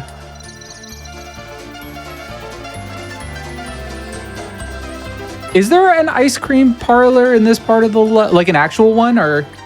I don't think so. No, I think it just likes this weird clown music with mice squeaks behind it. Maybe this is a place where people come to eat their ice cream. It is the toddler area. Those tables definitely are like bench height. That's right. Those could be ice cream eating benches for sure. Mm-hmm. Still trying to figure out what these like climbing pegs are though. They're really strange. A lot of litter. Yeah. Unfortunately, putting garbage in this game. This is Hasty. He's part of the gang from level 2. We don't actually get to meet him until he joins our party later. Aw. He's got a crush on Bonnie. Bonnie, I'm so sorry. He's so sorry that Tiki got taken away. I can't wait till you all see the ending of this game. It's gonna knock your socks off. You're gonna be seeing something rare, you know? You can't even archive. This will be archived now. Yeah, there you Put go. your sneakers off. Nice. Yeah, it's really. Thank you so much again for GDQ for letting Piro play this game. This has been like Piro's been playing this game for a while, and is this the first time this game has been played on GDQ? It is, right? Yeah. It's for any like stream sort of thing, yeah. Other than my personal streams where I was like routing it myself and kind of just playing through it. Yeah, this is probably the I don't think I've ever seen anyone else like play this game on Twitch for more than like a single playthrough. Like if someone's doing like an Xbox GameWorks playthrough or whatever where they're playing everything on Xbox, that's like the only time I've ever seen someone play it. So but yeah, thank you for letting me showcase sneakers. This is a rare delight. Oh, it is. It was my absolute pleasure. I've had this game on my radar a little bit. I saw you had submitted it for SGDQ in the summer, so I had it on a list, on a short list that I keep to keep around until I found a good slot for a rat themed episode, and this was it. It all came together, so it was perfect. That is awesome. That's yeah. beautiful. I know. I did that SGDQ submission, and I got like all this new tech now, so I'm excited that I get to show it off. Mm-hmm. Wonderful. Like in rat spotting. So we're gonna run across the seesaw here. This is crucially important because we need to run across that other seesaw in order to access one single rat.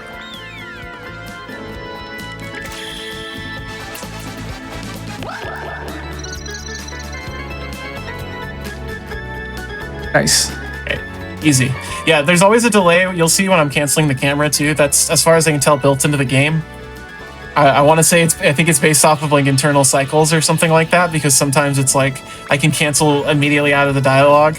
But I spent hours actually testing that to see if there's a way to cancel out of the camera mode like reliably fast, and there doesn't seem to be. Yeah, once again, Piro's works really hard to make it the playthrough of this game seem like seamless. Effortless. Yeah. I think a full playthrough of the game is only like 4.5 hours too. It's not even that much. Hey, you cut that in half. That's no small feat. Okay. That's true. Yeah, You're right. requires a lot of dexterity for sure. I mean, they Gotta have wrangle this small Duke feet, controller. but you doing it is no small feat. Yeah, but it's a big adventure. Yeah. Yeah, exactly.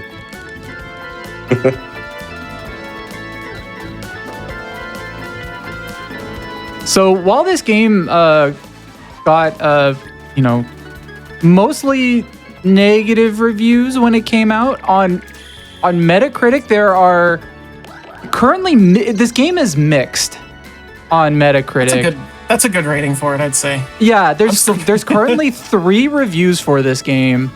There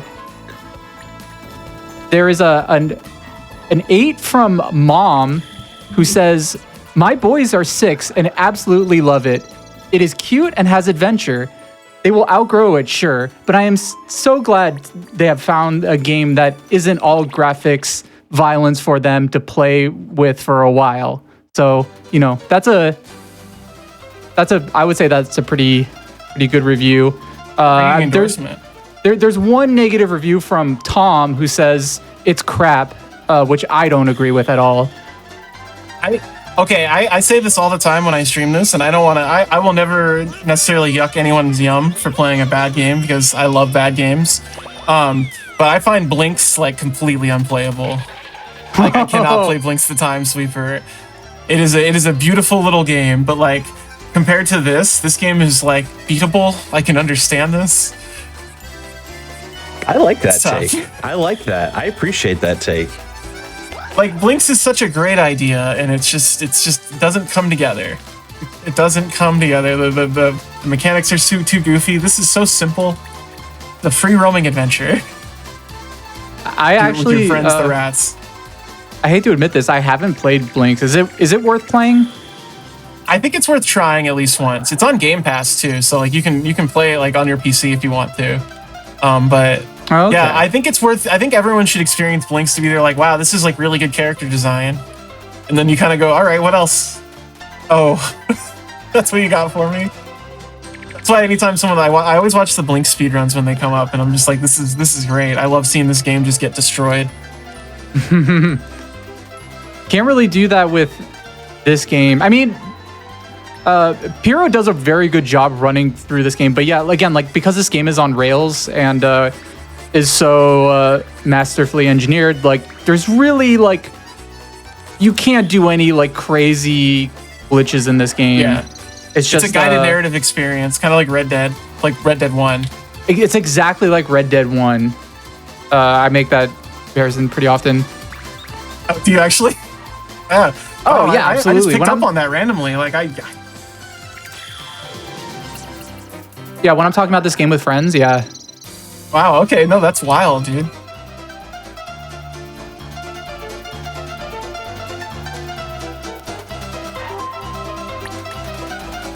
Alright, so there's only like 2 more rooms left in this area. So this is the park with the fountain in the center, as you can see. There's like these 6 distinct areas. And normally this area is like a nightmare to route. This level takes forever. You have to go into the areas multiple times and watch the cutscene of them jumping up and down the stairs over and over again, and it's like 20 seconds long. It's miserable. But when you route it, it's a lot more enjoyable. Again, this game probably isn't that much fun to play like regular, but it is a blast to speedrun. Yeah, I mean, I guess you could say it's like maybe not necessarily an acquired taste, but it's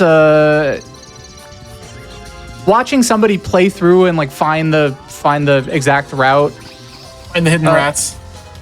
Yeah, like it's very enjoyable to watch this game, and you kind of if you're planning on playing it, you sort of enjoy it the more you get On a to know it. spiritual level. Exactly. Yeah. It's like I have a connection with sneakers. Oh, everybody, great scene right here. We get a Matrix parody. Yeah, excellent little shot. That was a little tip of the hat to the little movie called The Matrix. Yeah. Came out in 1999, 3 years before this. Yeah, you may have heard of it. Oh, this is the hardest part, is trying to find the rock here. It's based on, it's always hiding behind Apollo's head, and it's kind of based on where you stop. And since it's very tough to stop pixel perfect with all the momentum, kind of just a toss-up.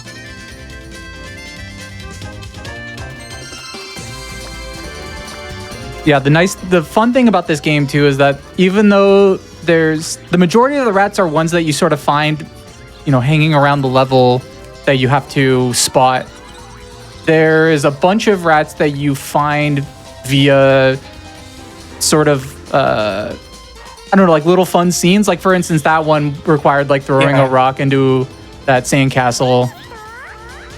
This game, interactables. Yeah.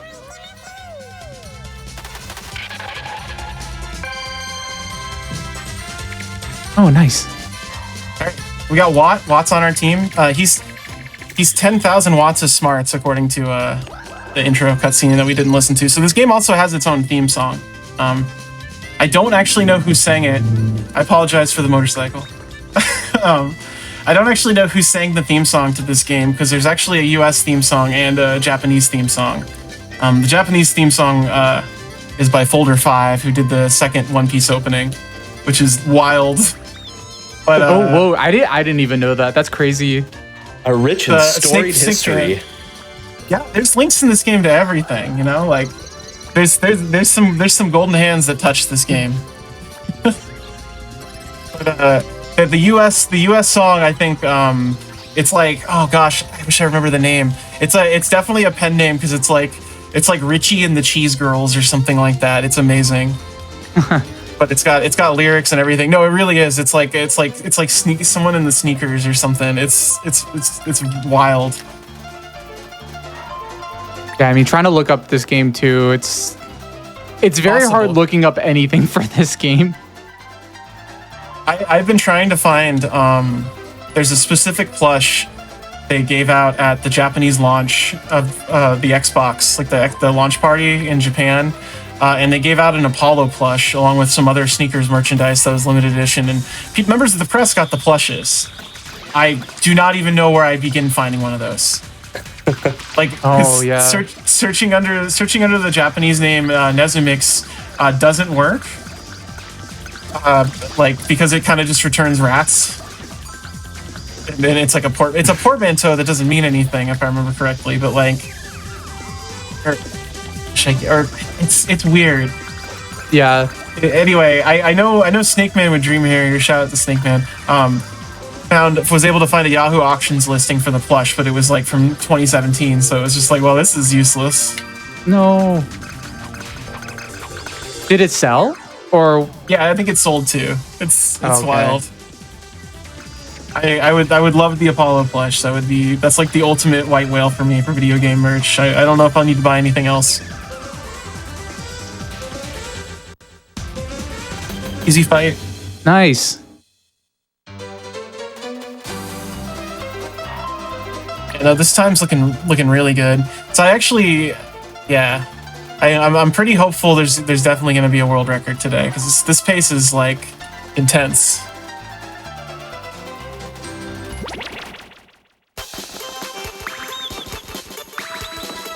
Okay, so there's Yeah, only best 10 of luck rats out. left. Oh, what's that? Oh, thank you.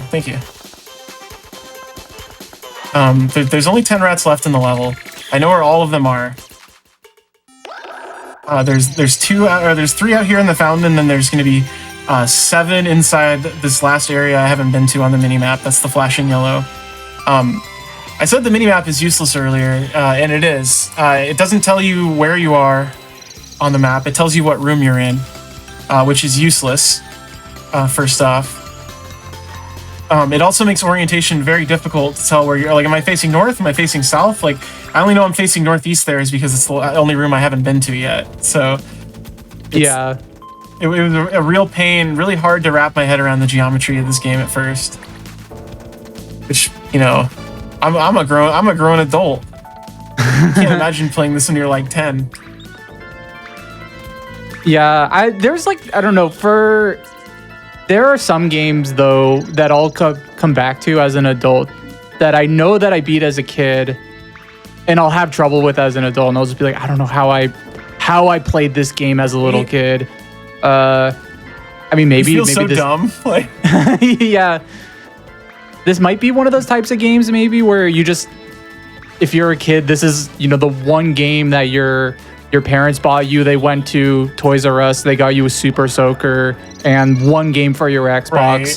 which was this one. So this is the game you were stuck with for a summer and you ended up just memorizing it.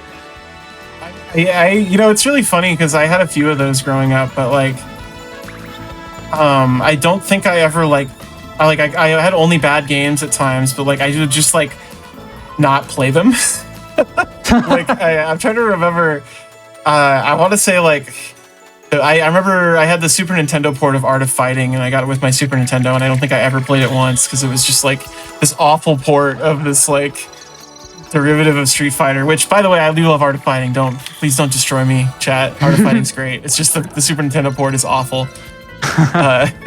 It was just terrible. But yeah, no, I remember I got like that and Mega Man X, and I just played Mega Man X. I don't think I ever played Art of Fighting more than like the one time at Christmas. I felt so bad for stuff like that. Just like I couldn't have even played the game once to make my parents happy. You know? Well, I don't know.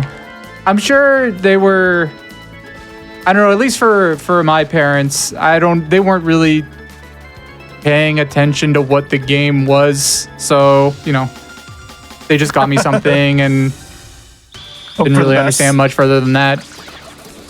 Oh, here's another. This isn't the last boss fight, is it? No, there's one more. Stage 3. Yeah, there's one more and then the boss fight. So while you're here, there's one more rat. What's that? While you're here, because we had previously talked about taking a small break after your stage 3 boss fight, but you're on pace. So why don't you just keep going for now, and then if anything changes, we'll sneak a break in. But I don't want to ruin your world record pace run with a break. So. Oh, thank you. Yeah, let's keep it going. This is looking nuts right now. I've gotten perfect RNG and fights are going really well. Again, I've gotten I've been on track for like a 148 before, and then the final boss fight just took 10 minutes, and so it just put me back to a very normal, respectable time. But it was just man. I have a good feeling about this we're gonna run. Pray. Me too. I feel focused. We'll see how the sneaker gods are looking down at us. Sneaker gods. I'm pretty sure the sneaker gods are. It's got to be a hype beast Facebook group or something. Sneaker gods with a Z. All in caps. Sneakerheads. Yeah, when you said sneakerheads earlier, I was just thinking of people who collect shoes. No, most definitely. Again, also doesn't help. The rise in sneaker culture does not help the SEO on this game at all. It's like the universe didn't want this game to triumph, to be a good game. Exactly. But it still is. It still is. Pyro's here now, showing the world the kind of game this is. Got to build the goodwill for the brand, the sneakers brand. All right, so there's 2 more fights, and then the final fight in this area. So I'm going to be going back to the swings, and then to the toddler area, and then out.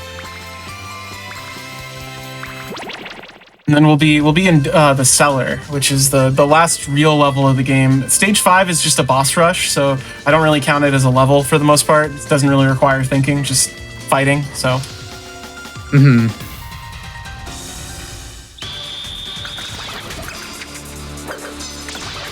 That's bad. Wait.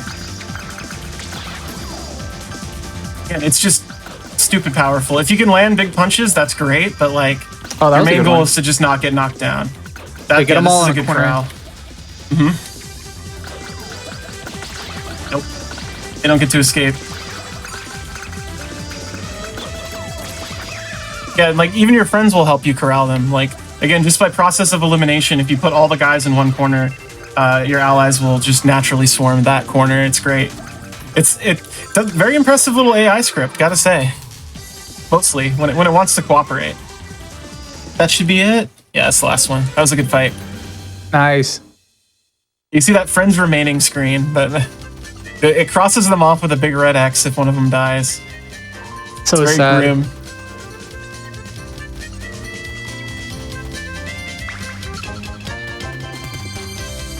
Have you played this? I mean, usually there's one character who does die, who very often dies, but have you ever played the game with other characters dying, and how does it change any of the cutscenes? Yeah, so it's absolutely wild. So the cutscenes definitely change based on the characters that have permadied. If a character has lines, their lines aren't there anymore, or the cutscene changes subtly to not include what they're saying. The final cutscene is the most egregious. I've had 4 of my friends die before the end of the game, and it's just sparse. It's grim. You're well, we did it, but we suffered heavy casualties. So was it worth it? I mean, that's amazing. No, I don't think it was.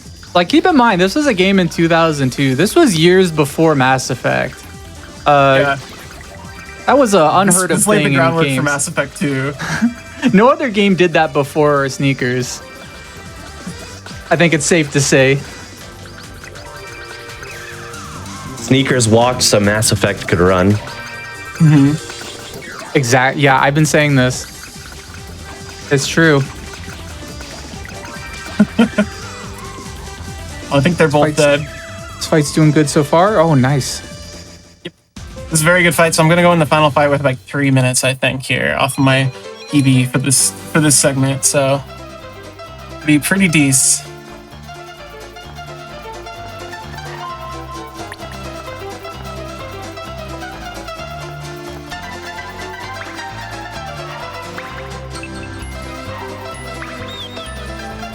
The amount of hallways you run around in this game is just like astounding. What'd you say, James? Sorry. Oh, I was just gonna say, every time I see this, like these levels are so adorable. This is such a good-looking game, such a cute game. The sense of, they did a good job with the sense of scale. I feel like usually it can kind of feel like weird, where you're just like, okay, so what are like people like 3 feet tall in this universe? Like why is there a chair made for this? You know, mouse makes no sense.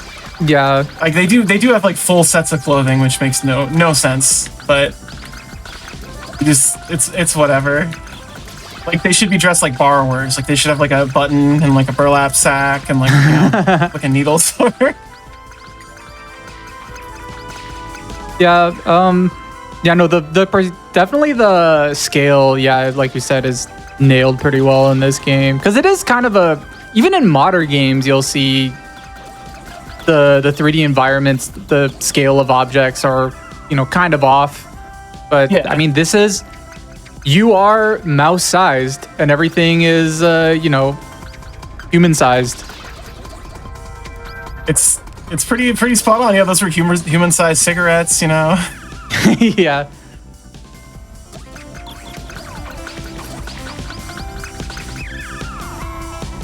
So in the boss fights, killing all the bullies and killing the boss, very important. This is at the point where it gets very, very difficult to corral them if you don't get them at the beginning of the fight.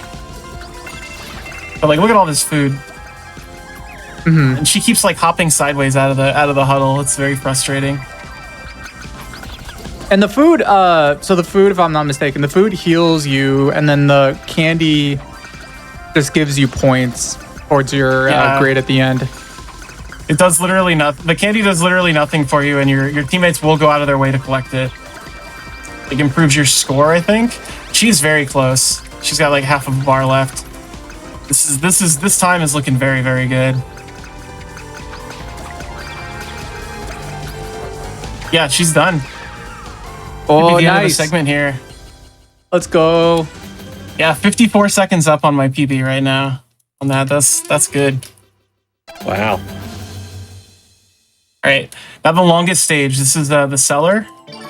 This was probably the biggest nightmare to route personally. Like this was like, there's some of these doors, like 1 or 2 of the rooms has like 7 entrances or something like that.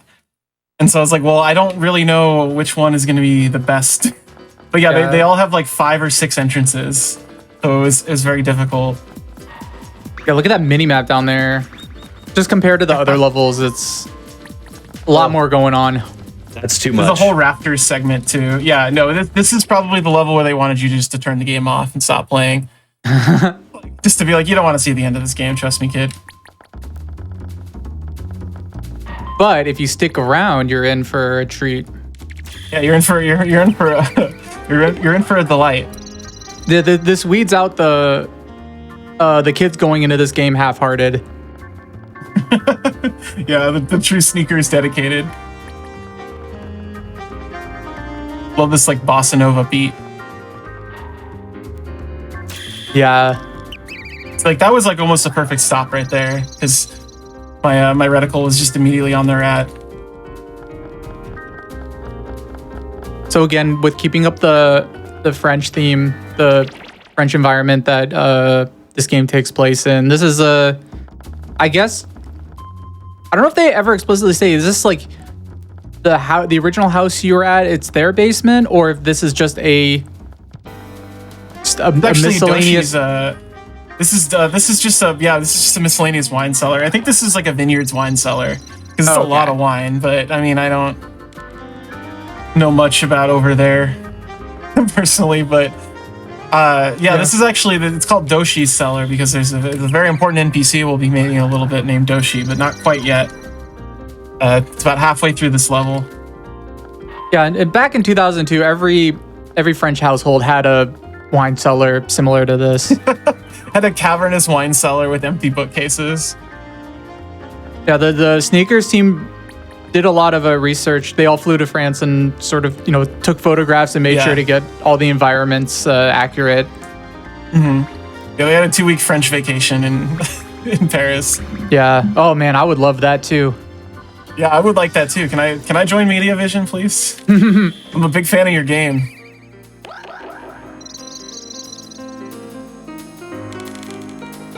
Right, so we're gonna run up this ledge. Also, I don't think I ever pointed out that you can just run up walls and the animation's ridiculous, but there's just so much going on in this game just out of the start. I'm like, oh yeah, I forgot. We should talk about this ridiculous thing. We should talk about this ridiculous thing. This game is just goofy looking. Well, fun fact, something I brought for this stream that I kind of slipped my mind, but I actually have 12 fascinating facts about mice, which are the creatures you're playing in this game. And one of them I'm glad you have this prepared. Yeah, one of them is that mice are fantastic climbers. Mice can scale rough vertical surfaces for up to 2 meters and walk along thin ropes and wires. So it's all the climbing you're seeing in this game. If you're like, oh, this doesn't seem that realistic, it is. Yeah, Rats they do this all the time. Mice can do this. What are 11 other facts about mice? This is the long hallway segment. I'm glad you asked. So mice can squeeze through the tiniest of gaps. You just saw there, all those mice squeeze through that small doorway. But if that doorway was 0.6 centimeters big, Apollo would be able to squeeze right through, no problem. Yeah. Yeah, I think it's anything they can fit their head through, they can fit their whole body through, I believe. Yeah. It's true of rats, at least. It's pretty dope, honestly.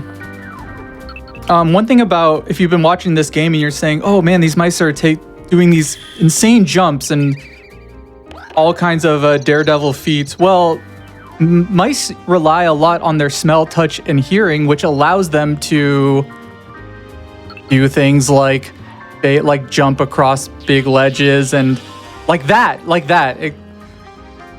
Mice are just natural daredevils. Yeah, they are just it's an amazing little jump. These guys can spring like with the best of them, Another, I guess this isn't really a fun fact, more of like a preference fact. Mice don't like the cold. So if you have any mice at home, make sure you keep the heater on for them. Yeah, if you have mice in your house, you should probably keep your space heater on. But when you're in the room, watch it. I'm not telling you to keep your space heater on. That would be reckless. But keep it on if you're in the room, just for the mice. Maybe if you're too hot, think about the mice in your walls. All right. Yeah, exactly. If you're cold, they're cold. Bring them in. Bring them inside. Of course. Yeah. Keep them close. Another fun fact. This is also not a very fun fact, but mice are known to have weak eyesight, which is why they rely so much on their other senses. So they can see best in dim light when their eyesight is weak, but their other senses, again, are highly acute.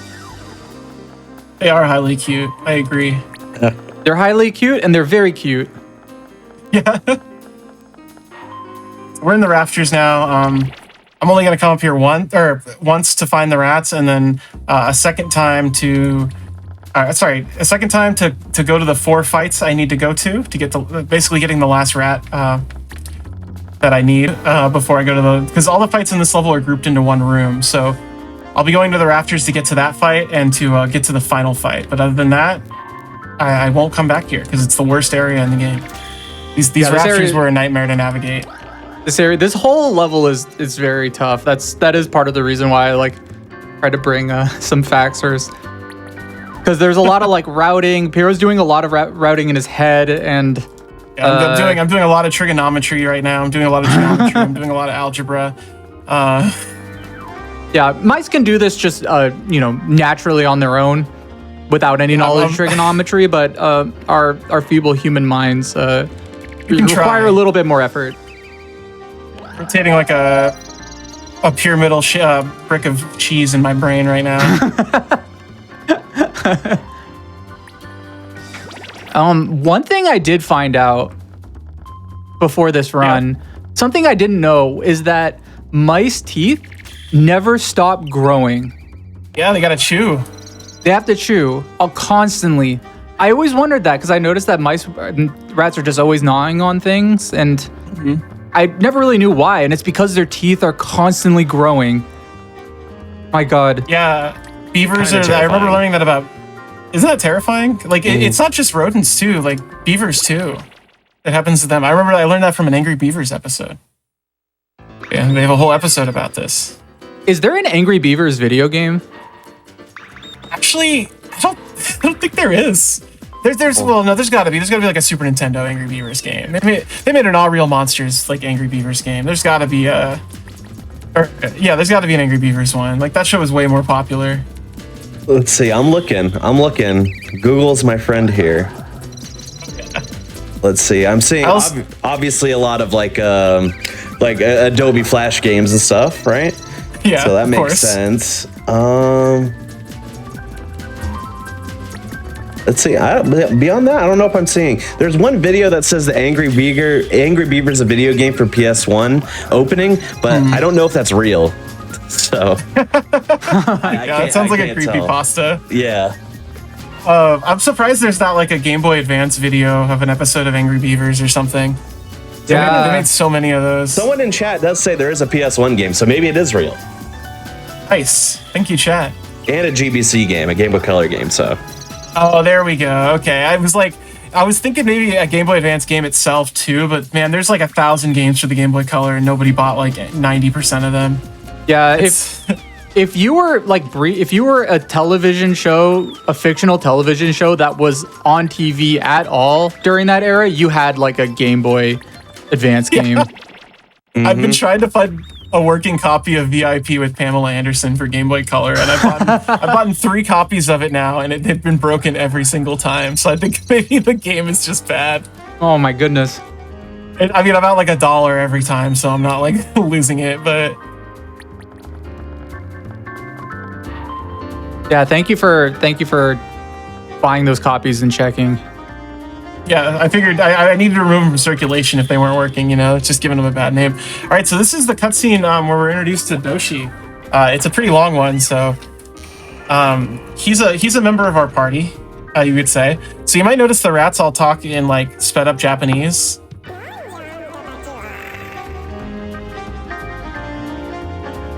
Doshi does too, but he talks slowly because he's old, so he just sounds like he's talking in Japanese. The effect doesn't really work.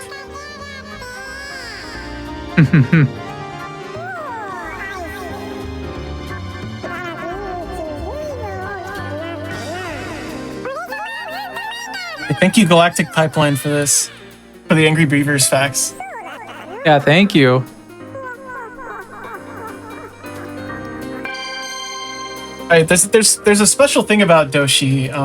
If you want to introduce it, Jams, and it won't happen until the last stage, which is the boss rush stage. But like, he's a bit much. Yeah. So there's a sort of like a, I guess you would call it just like a thing, just like kind of a fact within the sneaker speedrunning community that we call just Doshi dies, and it's unfortunately, in almost all of the fights so far, we've been able to keep all of our party members alive, no problem. But for some reason, Doshi always dies, and His AI. Yeah, it's bad. He just he always He loves dies. to just sit. And there are some sneaker speedrunners who have some speculation around it of like, how intentional is this? Is he meant to die? I'm sure this is like worthy of like several Mad Pat style theory videos of the Doshi dies theory, but we'll see in this run. It's like purpose. You know, like we might see Doshi die this run. He didn't die in my last run somehow, so that was surprising. But yeah, his AI in the fights, he kind of just sits there and gets wailed on. Like everybody else is kind of dynamic, like they'll block at times, but he'll kind of just sit there and block, and he doesn't really have self-preservation skills. He doesn't pick up food or anything like that. Not really. You have to order him to. It's actually it's very frustrating. Yeah, But- it's frustrating for a speedrunner for sure. Yeah, it's probably pretty bad for Doshi too, I imagine. Yeah, I mean, I enjoy the speedruns of this game. I'm personally not a speedrunner. I am not good enough at video games to speedrun any game. But I don't know. Anybody who plays this game, like, you know, I'm sure like a lot of people have different theories about like why it is that he always dies. I mean, he is the oldest mouse in this group. Well- So some people are like, oh, maybe it's just, you know, his old age. But nonetheless, I just wanted to bring that up as like, yeah, something that's part of the sneakers speedrunning community. Yeah, and we're going here specifically to meet him in the cellar because he knows more about the rats. But it turns out he doesn't know anything about him. He just wants to come along. You might say it's a ripoff of the Secret of Nim. You might be able to say that. I haven't seen that movie. I know you told me that it might be a ripoff. Yeah. So I still have to see that movie. That's okay. No, I don't. It's fine. I'm hurt. You know. No. You said it was fine, and you know it's an okay movie. When I true. looked it up, it has like a 93% or something on Rotten Tomatoes. Yeah, it's definitely critically acclaimed. I'm not gonna diss Rats of Nim. I think just for me personally, I thought it was a bit goofy, but looked good. This is so off topic. This is what happens in this level. Sneaker speedrun. It's just a long corridor, so Yeah, I mean, You especially start this to get last silly with level. Yeah, it just kind of becomes like more meditative than anything. yeah, you definitely find your like center running through this French cellar. It's kind of the calm before the big boss rush at the end. Yeah, there's so many fights just at the end of this. It's brutal, especially at the end of this level. It's just like one after fight after fight after fight. But luckily, they're pretty easily grouped. Like these are probably the fastest fights in the game, just because of how good their starting layout is of rats. So at least they got, you know, at least there's that. Exactly. I'm trying to think. There's should be two more rats. Oh yeah. Okay, so there's one more rat in this room, and then there's two more rats in the eastern cellar, which is. I don't want to go this way. What am I doing? Just enough time for some mouse facts. Oh yeah, hit me with a mouse fact. It's perfect timing. This is all running. So, mice prefer to travel adjacent to walls and along edges. That's something I've noticed, but like I've never really thought about of like why they do that. I just thought I caught mice running along like corners of walls, but apparently that they just prefer it. It doesn't seem like scientists know why they do this. It's just a mouse preference. I was gonna say they have like they have prey eyes, right? Like their eyes are on. They have one eye on each side of the head. So like maybe it's like a whole thing that eliminates like an area they can get attacked from or something. Like it's an Very evolutionary response. So I have this rat.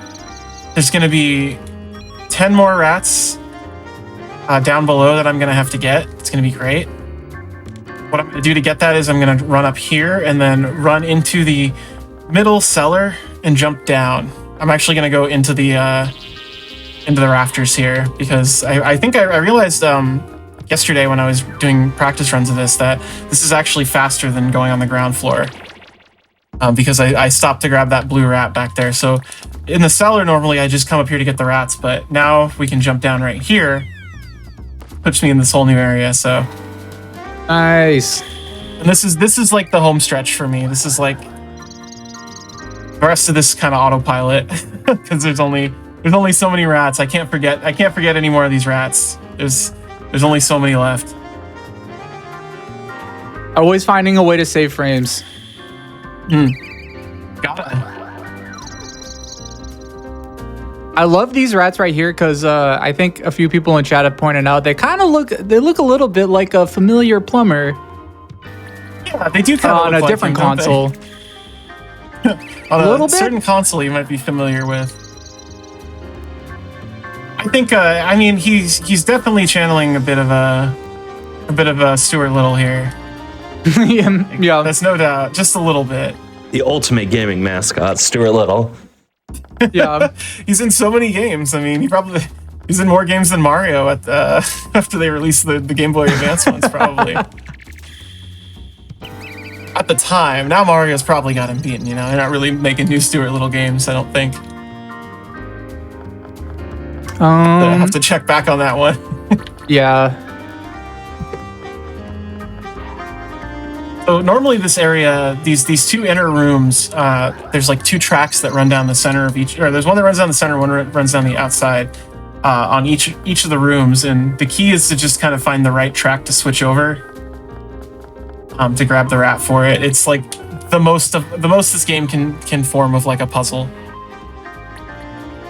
There's not really any puzzles to solve. Another reason I like this game, you know. Yeah, I mean, it's a different kind of puzzle. It's a different kind of like, you could think of each level as like one big puzzle of, you know, the most optimal route, because you are on a timer, and that's true. Although Anything once you more get, like a puzzle than a maze, I guess, is the yeah, rhetorical question here. at a certain point though, you get so good at the game, you have 52 minutes on your timer on the bottom right. So, I've never been able to lap it. I don't think I've never been able to get like 60. Ah, I missed him. Stop. Okay. oh, that's okay. Yeah. That's like a few. I've only seen a few bad stops so far in this run. It might not look like it for the viewers at home, but making sure you stop at the correct time is very crucial and very difficult, and you have to do it on a consistent basis. And a lot of flicking. Yeah. Basically, what I'm saying is, if you want a game with high execution, a speed run, you're looking at it. Get yourself an Xbox, get yourself a copy of Sneakers, get yourself a Duke. Go to town. All right, so this is the second to last rat. The other last rat is waiting in the rafters for me before I go to the 4 fights, and there will be no more rat spotting from here on out. It's going to be nothing but knuckle brawls, pretty much. After that rat, it gets spotted. But The brawls are a lot of fun. More. I actually do enjoy the combat. Is so simple in this game, but they did make a solid like beat 'em up engine. That's the thing. You know, like sure you can get like chain knocked down, but you know you can in most beat 'em up games. Yeah, I mean, it's also fun. I mean, it's fun to play. It's also fun for viewers like myself because you see like it's like 4v4. Like it's a full-on brawl. It's not just like you one single, you know, powerful mouse versus a bunch of rats. Like you see you and all your friends fighting. Like it's a legitimate battle, and so it's always fun to watch. Yeah, it's nothing's more legitimate than mice fighting rats over food. Yeah. That's just like the cycle of life. That's the most real thing there is. Absolutely. Definitely. And we're still on pace for world record, right? Oh yeah, I'm still doing extremely well. This is the only time I've lost. I feel like in this level has just been like I've had a few execution errors here and there, but it's like a couple seconds, maybe like 3 or 4. Hmm. This is still very good. And there's Yeah. always time to be made up. There's always time to be made on fights. The fights can always be better. Yeah, there is a lot of a good amount of RNG in fights. Oh, and that's the last rat. That's the part where I can officially like breathe easy. I know I will never miss another rat in the run. Like it just comes down to like raw beat 'em up. So let's do it. So if you're wondering who the blue rat in the cape is, that's Ice from the second level. Like I said, we didn't meet him because we skipped the cutscene, but he's here now. He talked to Doshi earlier too. You're supposed to act like you know who he is, but we don't. Anyway, they put all 4 of the fights in the same room here because they got lazy. Because they didn't get lazy. I'm sorry, that's the wrong way. Because they ran out of time developing this, which is definitely what happened being a launch title. Yeah, I mean, I think, I shouldn't talk bad. This game is I love this game, unironically. Listen, with every, I'm somebody who works in the game industry. I oftentimes can see, how the sausage is made with these games. There's a lot of constraints that developers have to go through. Sometimes it's a budgeting issue. Sometimes it's a hard deadline, and you have to make do with what you have. So oftentimes, like, you'll see, a decision in game. You might think, like, why the heck did they make the game like that?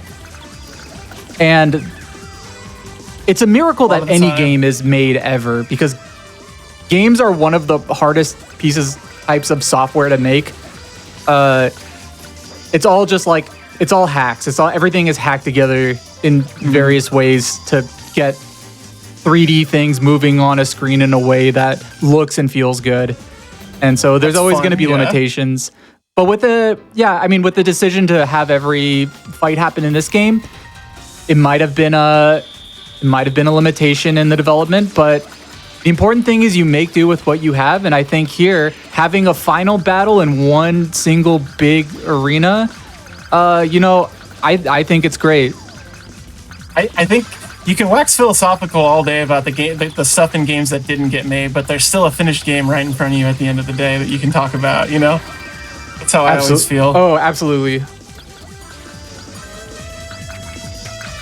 For every game that gets made and shipped, there are hundreds, if not thousands, of games that did not get made or ship.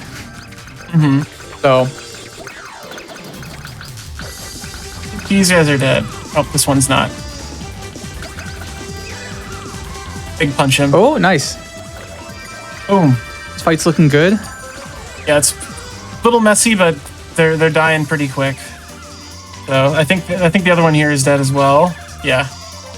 Like I said, a lot of the cutscene is just, or a lot of the battle stuff is watching the cutscene of them dying. That's the last one, yeah. Totally fine. Perfectly respectable fight. All right, 2 more to go. It's the spot. Oh, wherever hits the most enemies.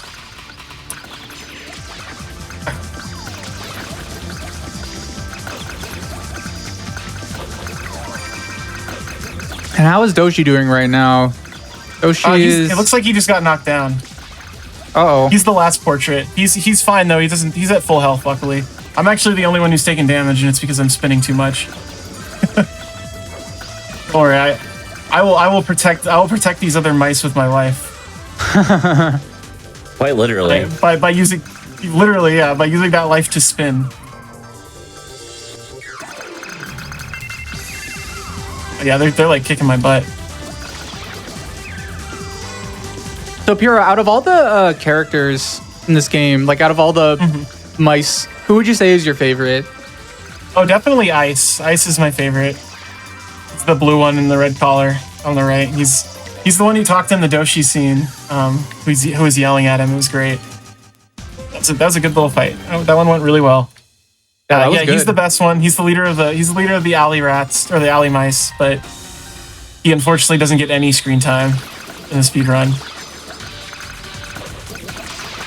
Yeah, anybody who likes this game and wants to know more about these characters, So your local library. Yeah, either get your original Xbox out of the attic and somehow find a copy of Sneakers, or you can watch Puro's stream, twitch.tv/PuroArat. That's true. You can get all the sneakers you want. I think I got like 10 speedruns of this up right now, and a couple more I need to put up. It's nuts.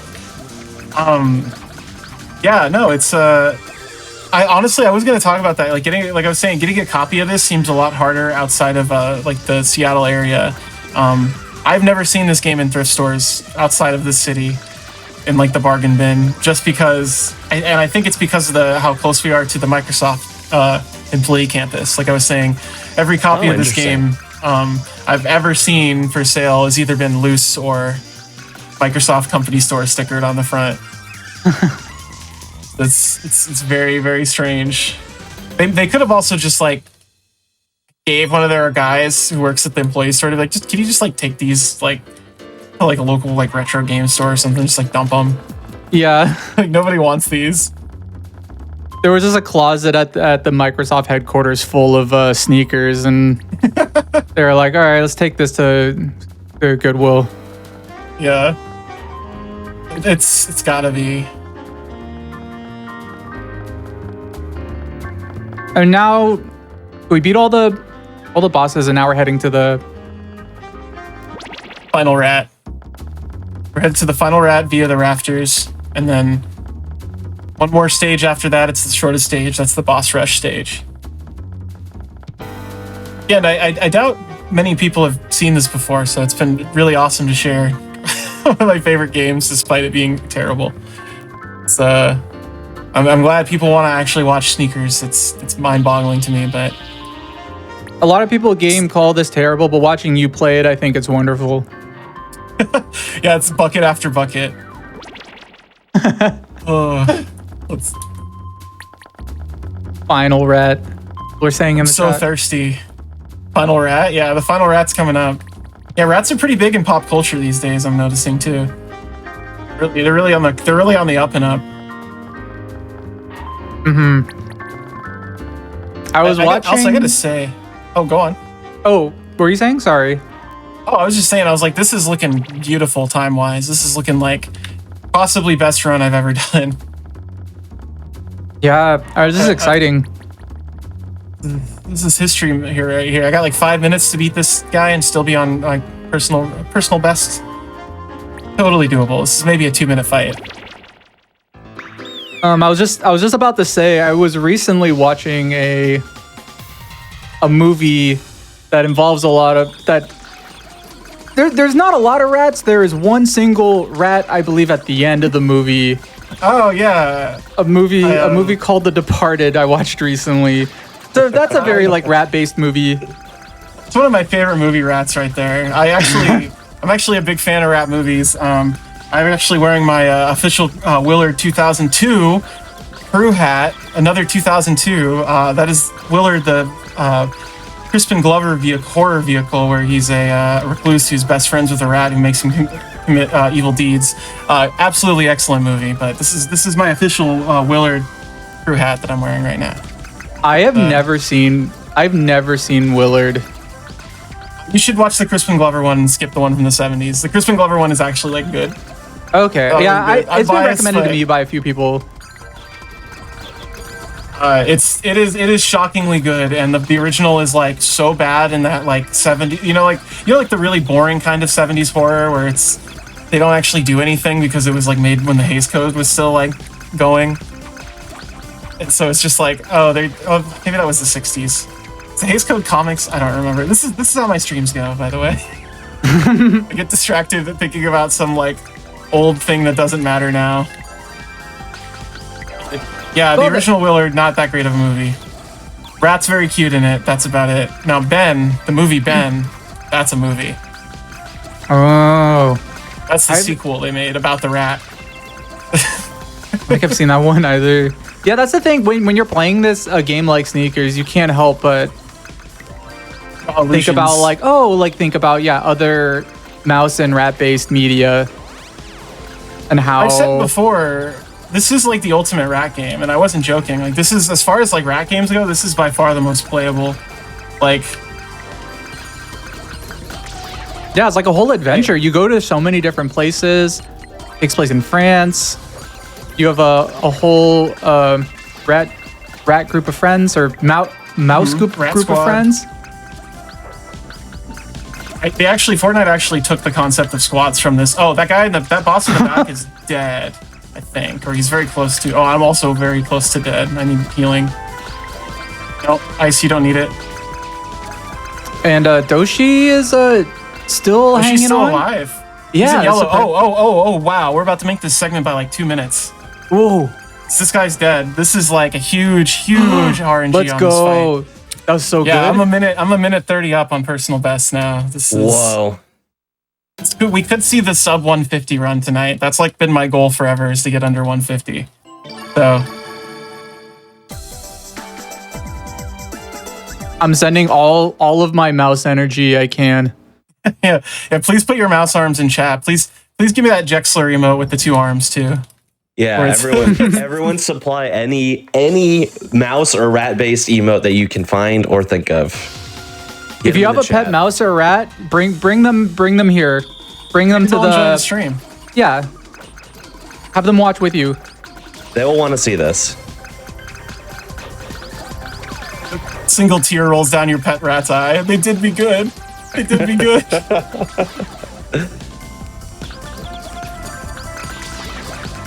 Oh yeah. This is the final stage. This is the bridge. It is just, you fight each of the bosses one by one again in another boss fight. It's fairly straightforward. These are probably the easiest boss fights in the game, just because you have so many friends at this point that you just kind of overwhelm them.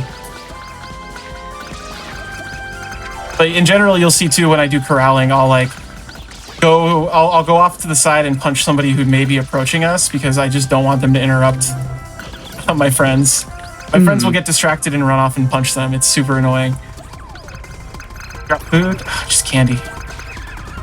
I'm seeing a lot of mice in the chat. Nice. Yeah, put your. I love seeing other streamers' rat emotes. Those are my favorite. There's so many streamers who have rat emotes.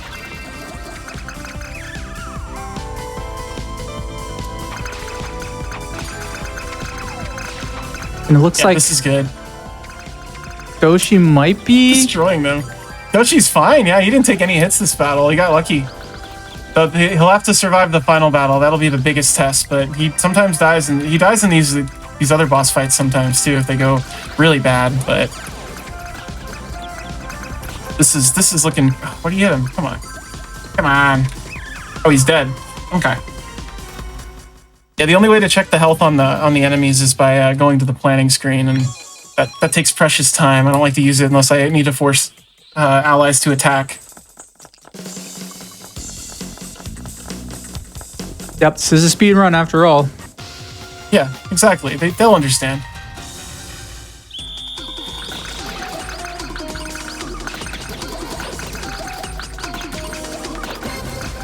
We're just gonna.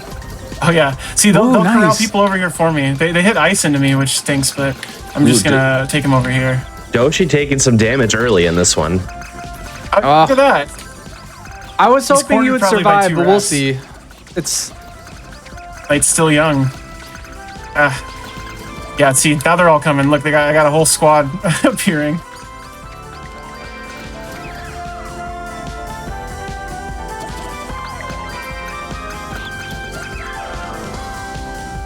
Oh yeah. He's good. Yeah, I only want him in the corner. nice.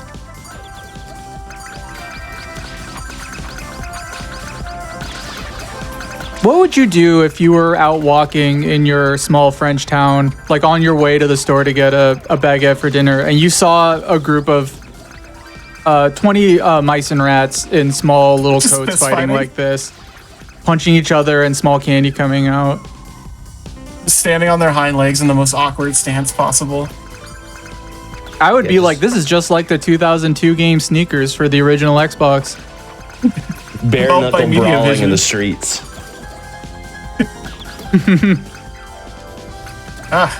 Unlocked. He's pretty low though. I think he's gonna die very soon. I think that might have killed him. No, nope. Got half a bar left. Oh, Yeah, right? It's just like so much. Come on. He's done. Pretty nice. average fight there, but still making excellent time.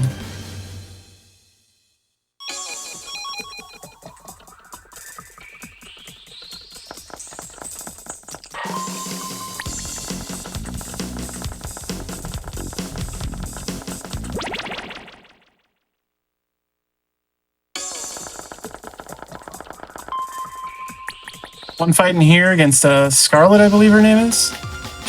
she's this boss. She's actually the easiest boss, just because her patterns for where her enemies spawn are very good, very easy to pick off.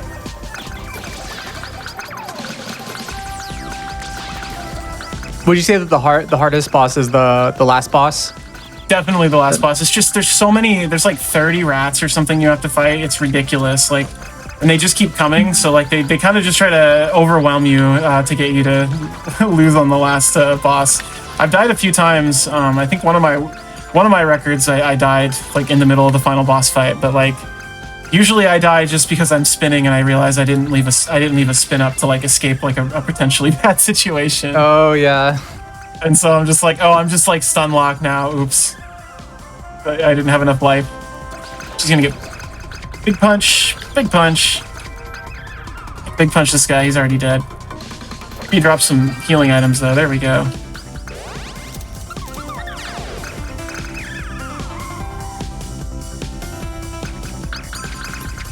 Yeah, no, I love speedrunning this too just because the fights are so chaotic. You really have no idea what's gonna happen in them. Come help me, Doshi. Yeah, normally you don't need to do too much micromanagement of your friends during these fights.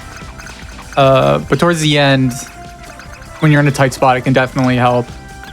Yeah, it helps to refocus what they're fighting because, again, 4 mice hitting one rat is way more than just one person punching, keeping them stun locked relentlessly.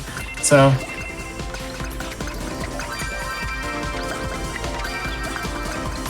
Well, somebody in chat said, yeah. Oh, nice. Somebody in chat said that they feel like this game should have gotten a 3DS port, and I completely agree. It does look like a 3DS game. Oh my gosh. This would have been such a good 3DS game, yeah. That Yeah, feels right. I 100% agree. That feels right. It should be on Game Pass. They put Blinks on Game Pass. Why didn't they put this on it? Like, come on. Like, Come on. no justice for Nezumix. Well, we're doing the work right now to get true. sneakers, out in the spotlight, getting it in front of eyes.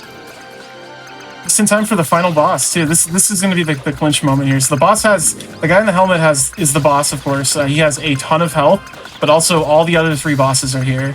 So it's a bit of a mess.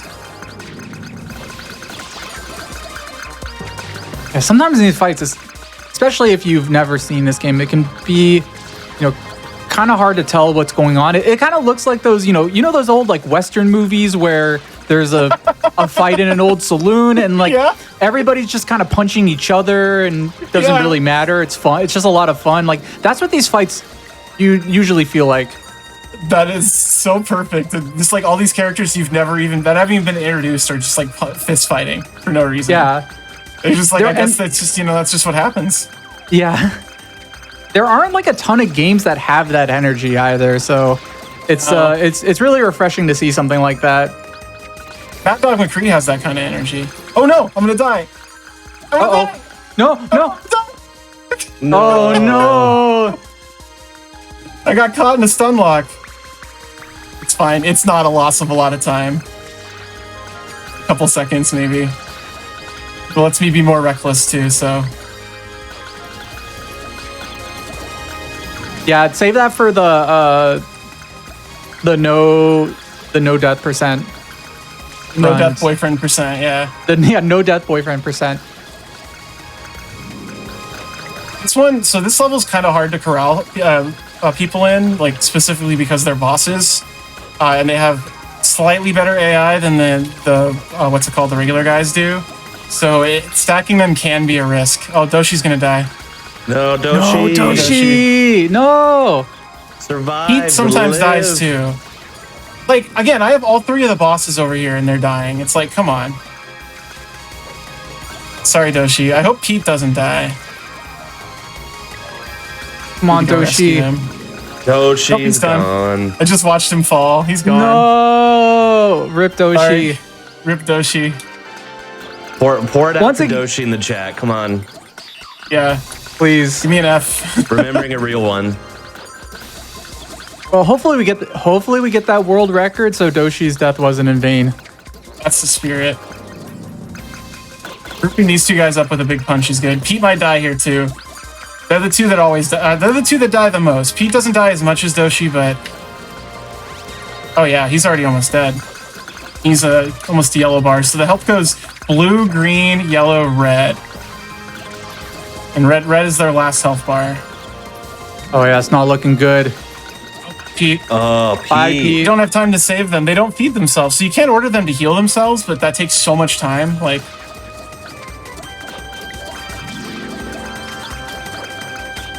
Oh, missed. Yeah. I'll mostly try to stay on the main boss because he's got the most health by far. This one boss down. Nice. Kind of just let my teammates solve it for me. This guy right here, that's a Hasty is the one in the bandana. He's just in our party now. But he's probably gonna finish off that other boss. This is looking really good, by the way. He's on red health, yeah. This is looking definitely sub 150.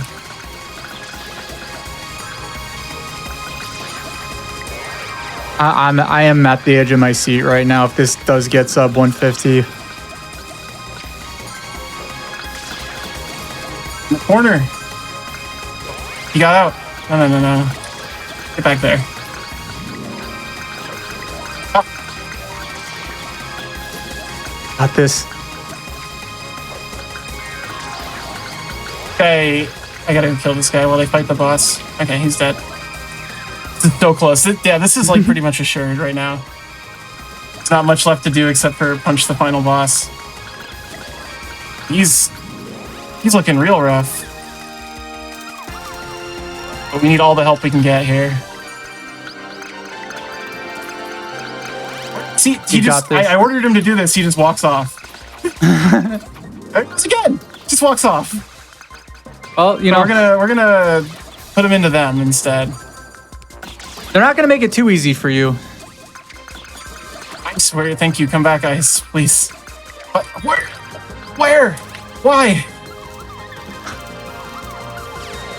This is just like Sneakers, throwing curveballs right until the very end. Don't punch him again. Don't punch him again. They love to chain big punches. This is so sad. I shouldn't have cursed it.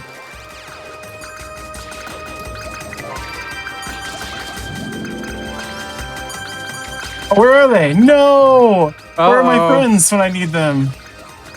They went back over here. Back ice. Your friends are like, world record, not if we have anything to say about it. Literally. I'm definitely on pace for the world record right now. It's that's mine now. It's assured. Oh yeah, he's gonna be. Time is coming up as soon as the battle win screen is past it. It'll go to a cutscene. Like as soon as it goes black. I think he's dead. Yeah. Okay. I'm shaking. And time. Oh yeah. One. What we got? Waiting for the timer to catch up here.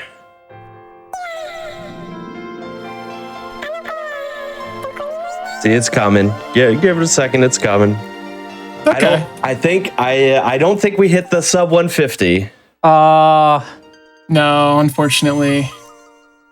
I have my split shows a 150-32, but more accurately more like a 150-25, I think is what it is. I didn't stop my last timer at the right spot. So yeah, that's a huge amount of time. It's like 5 minutes off of the reported one. Wow. That's still a world record. That's amazing. Another back-to-back world records. Yeah, I think we got a 150-26 on our end. Is what it looks like. Perfect. Yeah, that sounds right. Amazing. Hey, that's something for you to do next time you come on here to play Sneakers. That's true. Sub 150. But yeah, two back-to-back world records today. Yeah. This is amazing. Amazing. Awfully silly, but I didn't know it was also PB Precipice because we got two world records back to back on Rat Night. No less. What a night to bring it in. Yeah. Congrats, Piro. Good job. Congrats. That's incredible. What an incredible run. Thanks everybody. Thanks chat. Yeah. I guess, do we have time for like shout outs since we're under, or? Yeah, absolutely. Go for it. Sweet. So, I mean, obviously, I want to thank my partners for having to put up with me talking about sneakers all the time. I want to thank Jams, of course, for coming on last minute despite not knowing anything about sneakers. What are you talking about? I'm an expert in this game. I do want to thank Karu, the composer, for this game, for making she's very nice on Twitter when I talk to her about sneakers. Everybody who watches my channel, of course, where I stream, Aki for loaning me their Xbox so I could actually play and practice this. I'm gonna be at PRGE in a couple weeks. I guess you could see me there if you want to come to Portland Retro Games Con. More importantly, if you own that sneakers plush from the Xbox launch event in Japan, please get in touch with me. Please get Piro that plush. I want nothing more. But other than that, yeah, those are my shout outs. I stream Puro Rat. I stream about 2 to 3 times a week over here on Twitch. Jams also streams, but you might want to do your own little shout outs, I imagine. So. Oh yeah, I mean, shout out to Puro, world record live on Games Done Quick. So yeah, it was an honor to be on here. I love this game with all my heart, and I do a little streaming too. I have a channel, Twitch TV /Jams Virtual, where I don't play this game. I play a lot of other games, but I am a variety streamer. Maybe one day I'll play this game. Although I don't know, watching Piro, I feel intimidated to play this game. I cannot. I would never be able to get to this level. But thanks again for having me on. It was a lot of fun. Yeah, this is truly a blast to be on a GDQ event. So thank you. Awesome. Well, thank you both so much for being here. I mean, we couldn't have had a better result. Double world record day. I mean, come on, just incredible. And this run is just, it's on Awfully Silly, but this game is adorable. It's cute. It's fun. It's enjoyable, and I just had a blast, and I hope you all did in chat too.